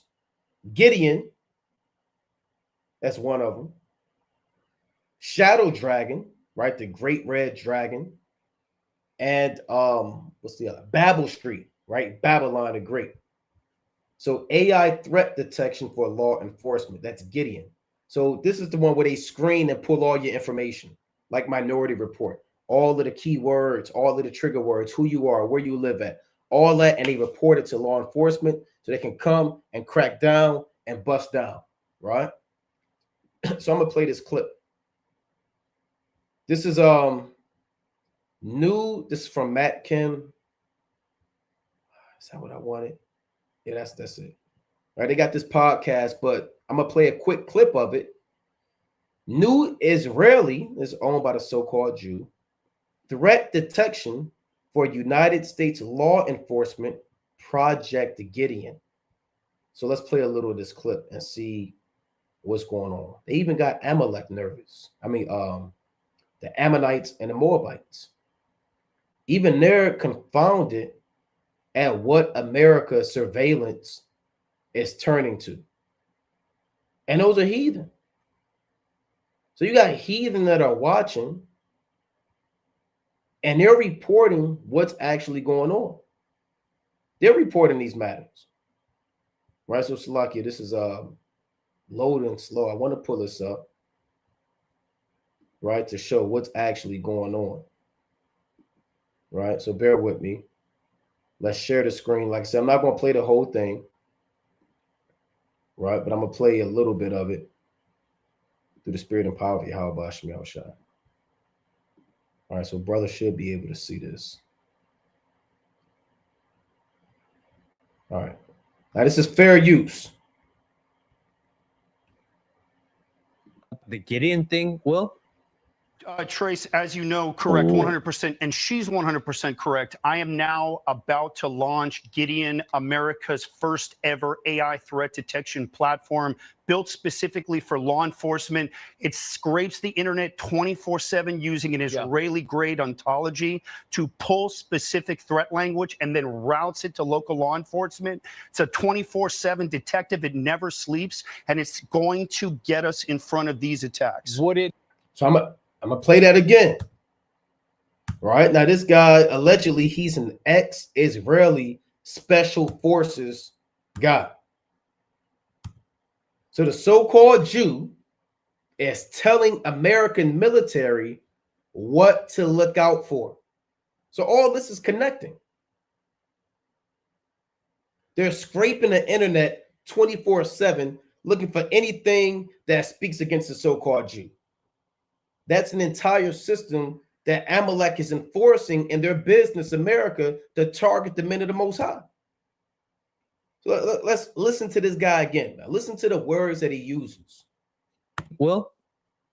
Trace, as you know, correct, 100%, and she's 100% correct. I am now about to launch Gideon, America's first ever AI threat detection platform. America's first threat detection platform. So it operates 24/7. So right now, I guarantee they're monitoring this live. And they're going to start shutting lives down. You may be doing a live and it just shut out because you said too many trigger words. Get those knocks at the door. They come into your job. Pre-crime, hate speech, misinformation, showing up at home, cars following you. Hey, this thing is heating up, man. And if you're scared, go home. Built specifically for America's first ever AI threat detection platform, built specifically for law enforcement. It scrapes the internet 24/7 using an Israeli-grade ontology to pull specific threat language and then to pull specific threat language. Now, you don't have the authority to say what's the threat language. We went through some of those words. Threat language is anything against the system, speaking up against the beast, against America, speaking against the so-called Jew. All of that is threat language. And guess what? Bible verses may very well be used as threat language. Certain excerpts, certain precepts, key words, like I said, Amalek, Babylon the Great, Israelites, Hebrew, destruction, prophecy, all of those may be put into that category as threat language. So if you're out there teaching and doing the work and prophesying the end of the world and the restoration of the 12 tribes, that's going to be threat language routed to law enforcement, and they're going to use that as a reason to shut down the ministry, which is going to lead to the famine of the word. It's happening 24/7 as we speak. It's already implemented. It's only a matter of time before you get that knock on the door, before I get that knock on the door, before they show up the camp. Why do you think you have all these judgments and blood moons and earthquakes and wars on the world, man? I mean, wars in the world.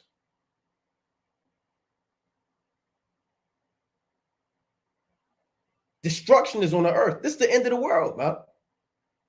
Let me get this precept. It's not going to show on the screen, but I'm going to read this in the book of St. Luke, chapter 21. Right? Let's go to St. Luke, chapter 21 and 34. It reads, and take heed to yourselves, lest at any time your hearts be overcharged with surfeiting and drunkenness and cares of this life, and so that day come upon you unawares. For as a snare shall it come on all them that dwell on the face of the whole earth. So be mindful of how you manage your time. The Lord said, see then that ye walk circumspectly, not as fools, but as wise, redeeming the time because the days are evil. Don't be into surfeiting. Surfeiting is excess, right? You're spending your time so much into hobbies, into football, into your job, into things that take you away from Yahweh and his only begotten son, Yahweh Shai. Don't be drunk in this world.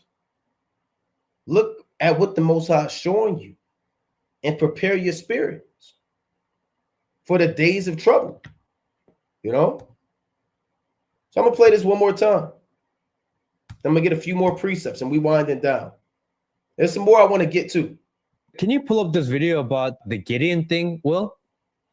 Trace, as you know, correct, 100%, and she's 100% correct. I am now about to launch Gideon, America's first ever AI threat detection platform built specifically for law enforcement. It scrapes the internet 24/7 using an Israeli-grade ontology to pull specific threat language and then routes it to local law enforcement. It's a 24/7 detective. It never sleeps, and it's going to get us in front of these attacks. Would it have picked up on this, do you think? 100%. I wish my program would already be up. We're not launching until next week. I've got a dozen agencies on board, Trace.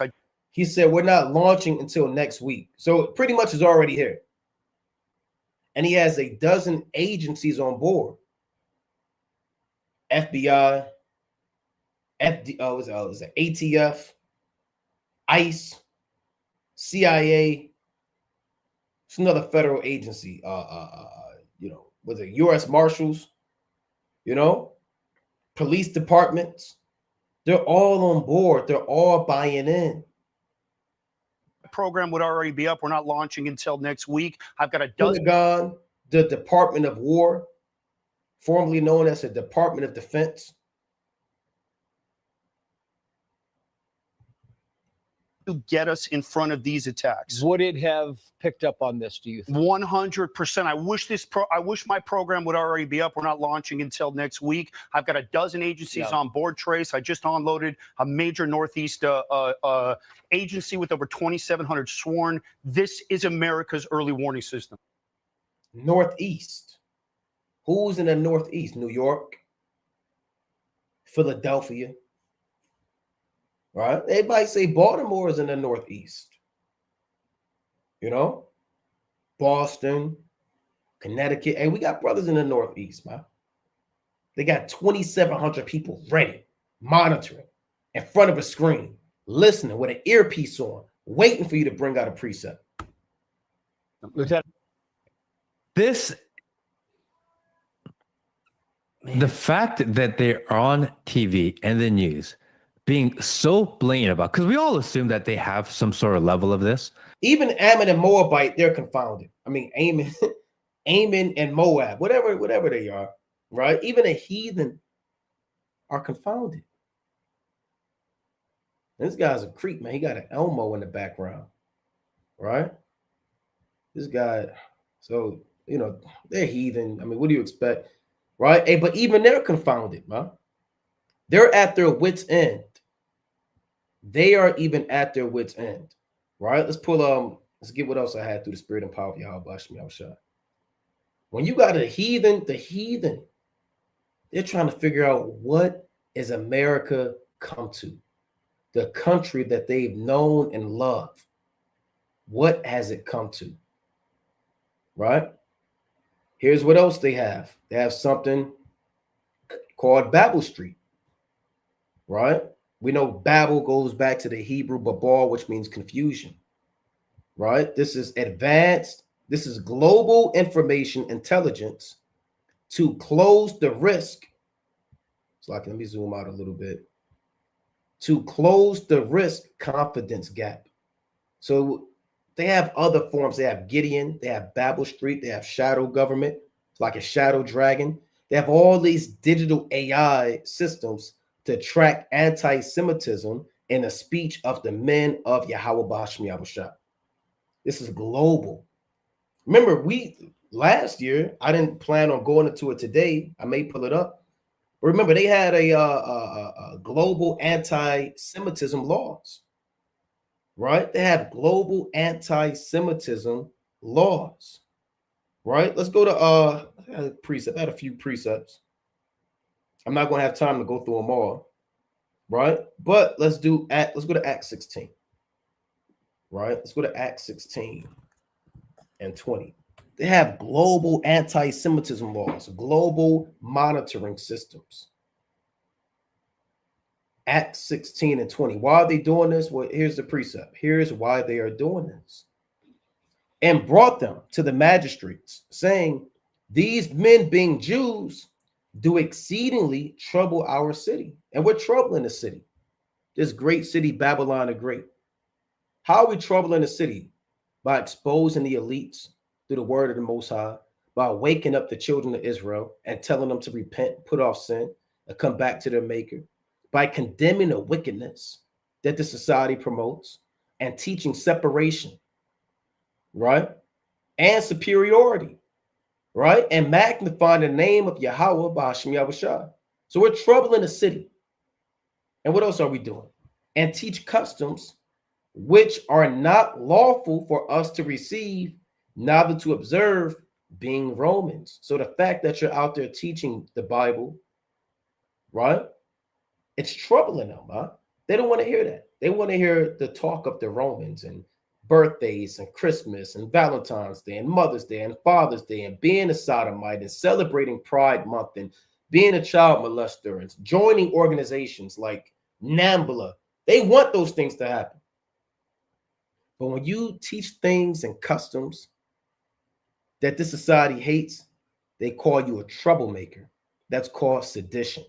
So they're going to charge us also with sedition, right? Sedition is speech that incites rebellion against a government. So all of this is going to be tied into legal terms where they can now lawfully condemn you. And it's going to come with prison time. It's going to come with other things, right? Torture, FEMA camps, ultimately the guillotine, cutting you off, you know? This Acts 24 and 5. So we see what the Most High is doing and how the Most High is making it wide, but making it narrow.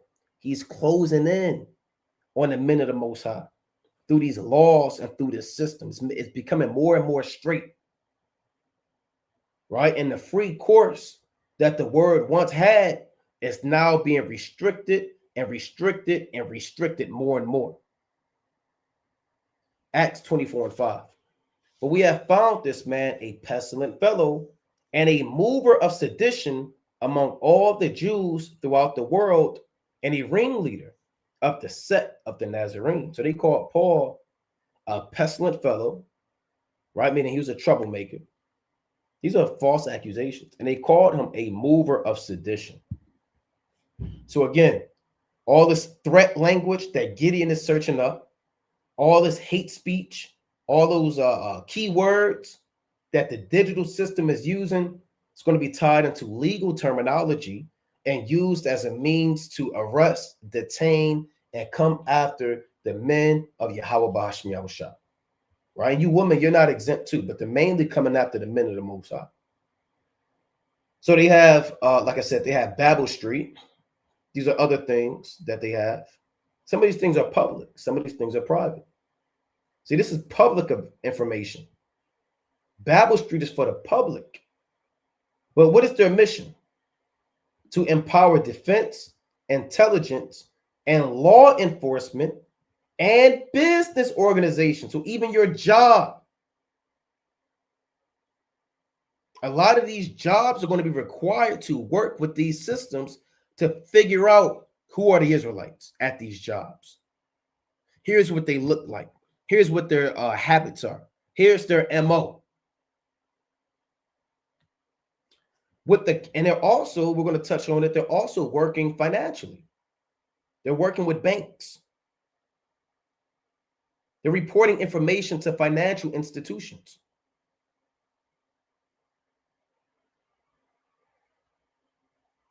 So it says, with the capabilities, they need to uncover threats, reduce risk, and close the confidence gap. Right? So we discussed this. AI tracks hate speech using natural language processing, it's called NLP, and deep learning to analyze online text, identify toxic content, and provide real-time monitoring on platforms like social media. So your Facebook, your Twitter, your TikTok, all of that is open and it's now being targeted. It's being targeted on a very high level, right? It's being targeted on a very high level. It's another app they have or thing they use. It's called Text Game, right? What is their mission? What's similar to Gideon? Their mission is to develop AI, it's like advanced AI solutions that are powerful enough to identify harmful content such as violent speech and foreign information manipulation across digital media. So this is what the world has come to. Every tweet, every post, everything is being magnified. Here's another one. Hate Lab. Hate Lab is a global hub for data and insight into hate speech and crime. We use data science methods, including ethical forms of AI, to measure and counter the problem of hate, both online and offline. Right? And they're using this in the UK. So every major Western kingdom is applying this digital AI to track and to target the men of the Most High, right? We can't stress that enough, right? And the word of the Lord, like I said, man, you know, the days of being online and being able to do lives and post and all these days are coming to an end, right? This is YouTube's AI tracks everything you watch. So they're trying to have a petition to stop YouTube from watching and monitoring everything you do. Right? Here's this. This policy goes into effect August 13th, and we cannot allow YouTube to quietly implement AI surveillance that violates privacy and autonomy. So they want digital freedom, right? They want digital freedom. But again, we read in Ezekiel that there is no secret that they can hide from thee. They're watching everything. Didn't the Most High say that they would like to be like the Most High now? And Isaiah the 14th chapter. Let's get that precept as we wind down, right? Isaiah chapter 14 and verse 14. I will ascend above the heights of the clouds. I will be like the Most High.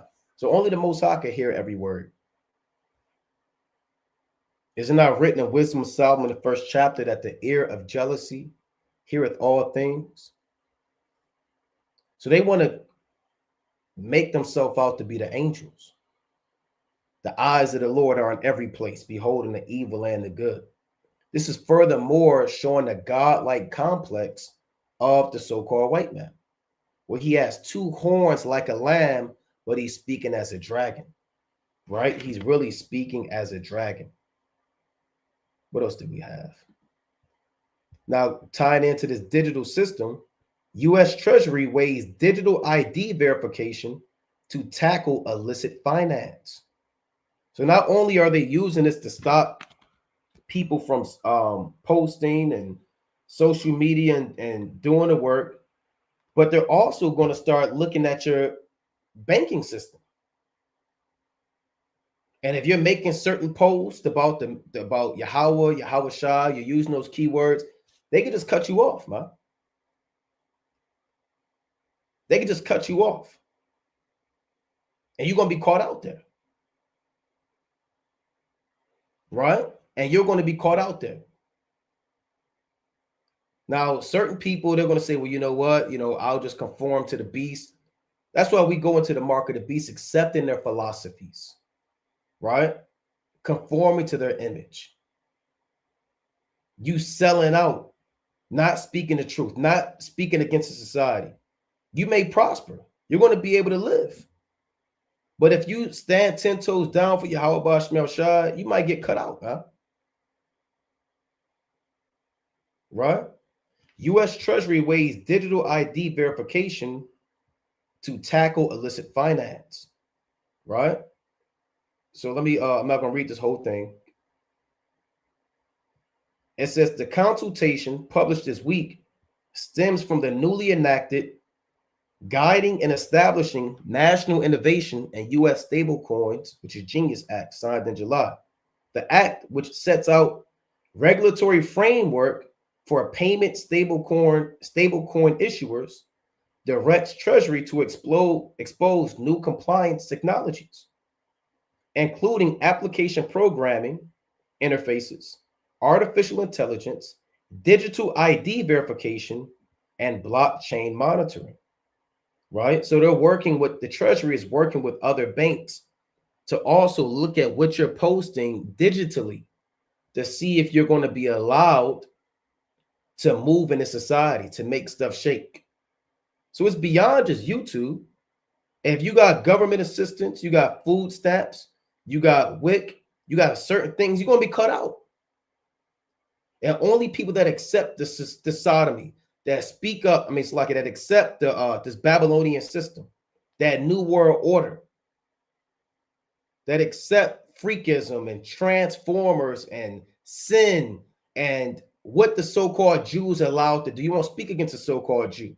You're going to be able to prosper because you have accepted their philosophy of sin, of wickedness, of confusion. You believe it in your mind. And people are going to be partakers of the society with their hand. Right? Let me get that in Revelation, the 13th chapter. Right? Let's go to Revelation chapter 13. Right? This is Revelation chapter 13 and verse 17. 16. And he causeth all, both small and great, rich and poor, free and bond, to receive a mark in their right hand or in their forehead. So your forehead represents your mind, right? You accept this system. You accept the fact that the so-called Jew can do what he wants to who he wants, and you can't speak up against it. You can't make no post. You're not saying nothing on social media. You're not doing nothing on YouTube. You're refusing to speak up against this elitist agenda. You refuse to say those hate words, those trans words, and you're gonna be accepted. They're not going to track your digital system to cut you out. You'll be able to prosper. Going to be branded in your mind. It's all spiritual, and your right hand is your actions. But the men of the Most High that speak up against the beast, that speak up against the society, that continually prophesy the system and their downfall, through this digital tracking system, they very well may work through your banking system and work through the currency to cut you off.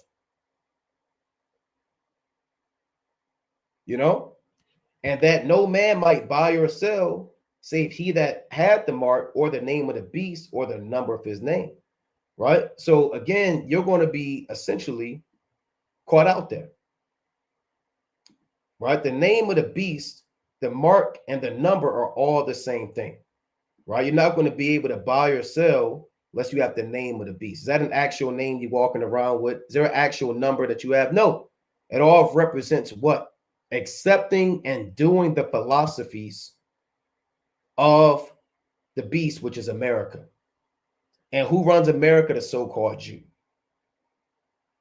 Right? So essentially it goes down to, are you going to speak the truth? Are you going to condone this society? Are you going to condone Amalek, their wars? Are you going to proudly take on that label as being an anti-Semitic because you speak the truth? Because right now they're working with the system to cut off people. Right? They even have, now this is from an article, social media monitoring for financial services in 2025. So they're monitoring social media to determine if you're going to be allowed to use your bank, to use currency, whether it's digital or not. They're checking all that stuff. What is social media monitoring for financial services? Social listening, real-time tracking. They're using AI to determine who can have financial services.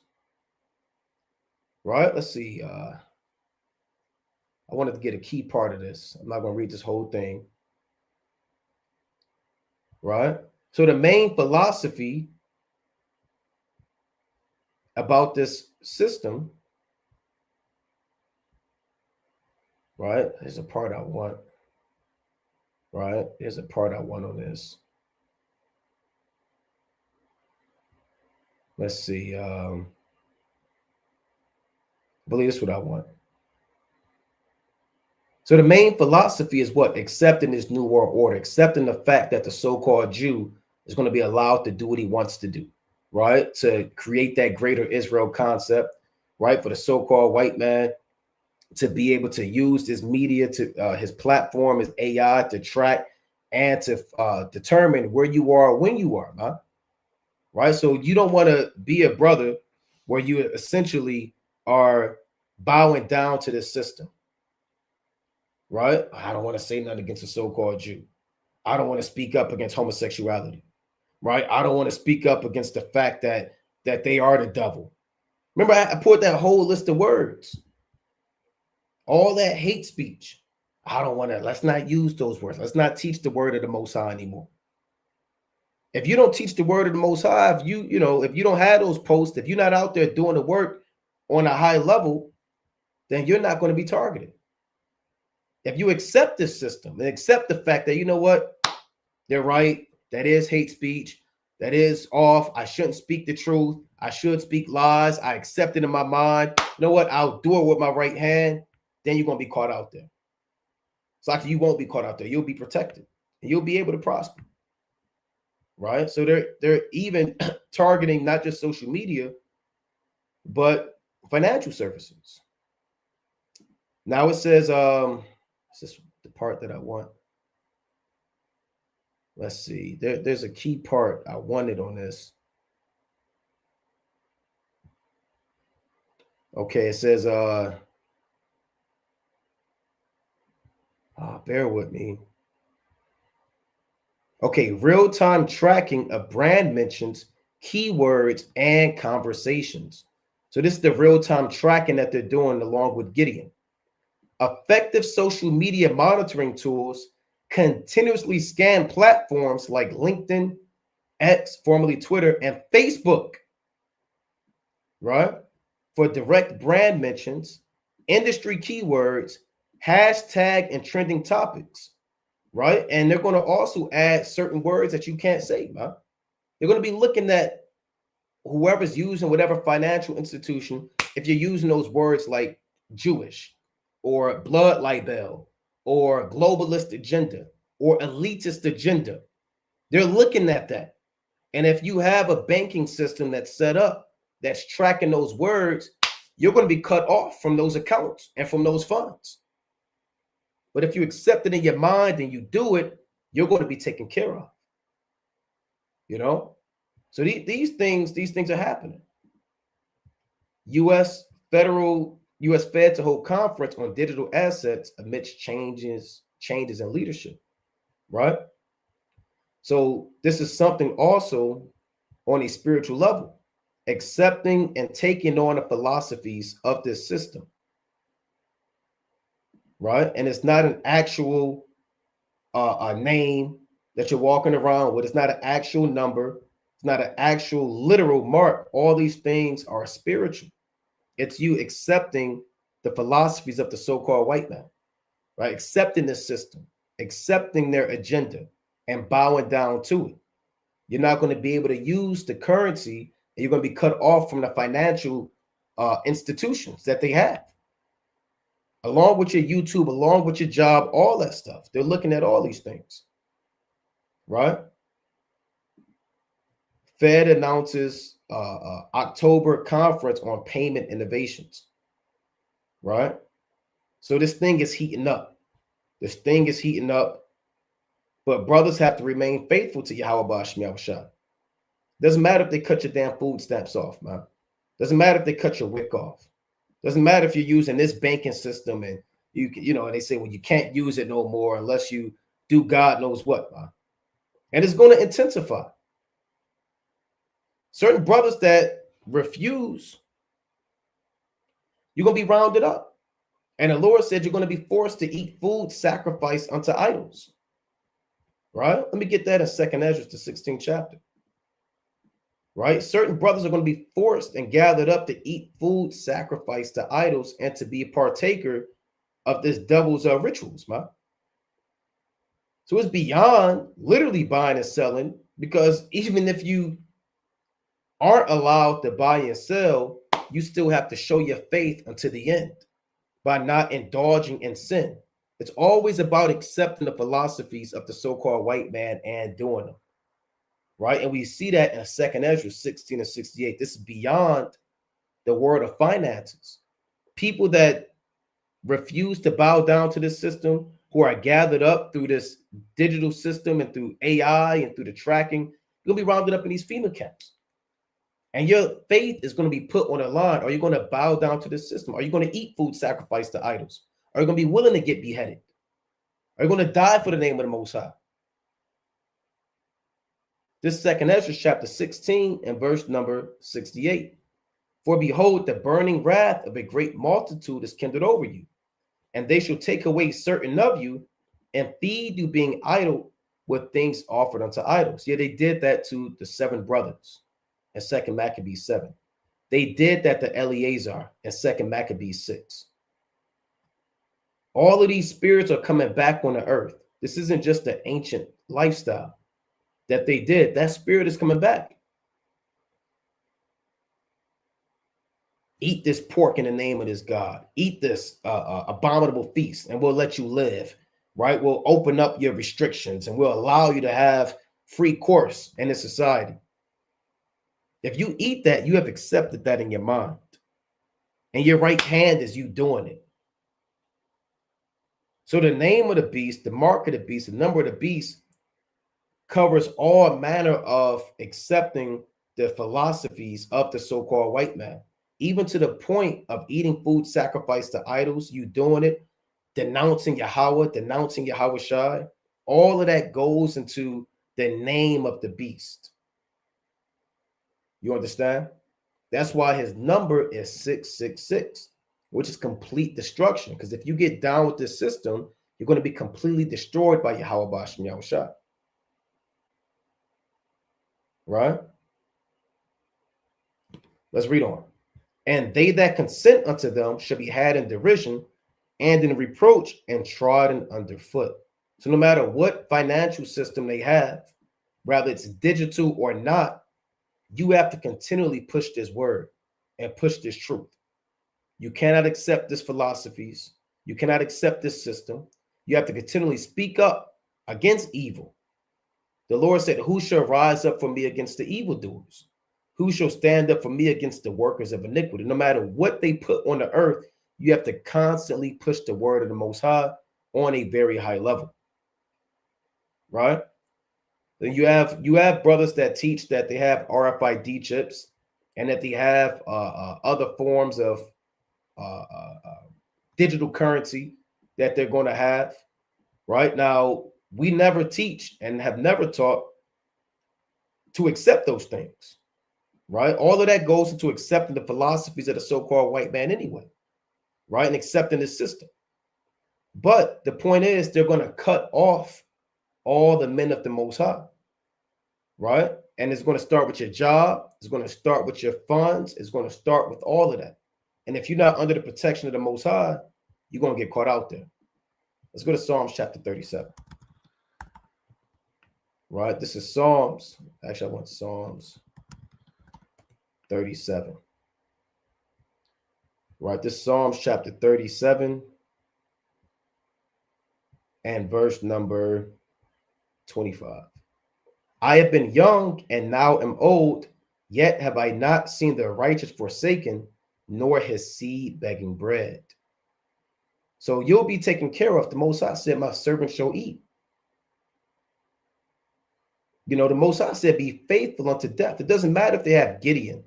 They have these tracking systems to know who you are, where you are, to cut you off from your job, to cut you off from food, to cut you off from financial institutions, using social media to monitor your financial services. It doesn't matter.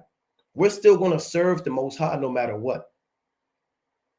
So with that, we're going to close up, giving, of course, our honor and glory to Yahweh. By Shema Mashiach, Wamalak Yabashai, Most High willing you are edified. Kwam Yasha. Shalom.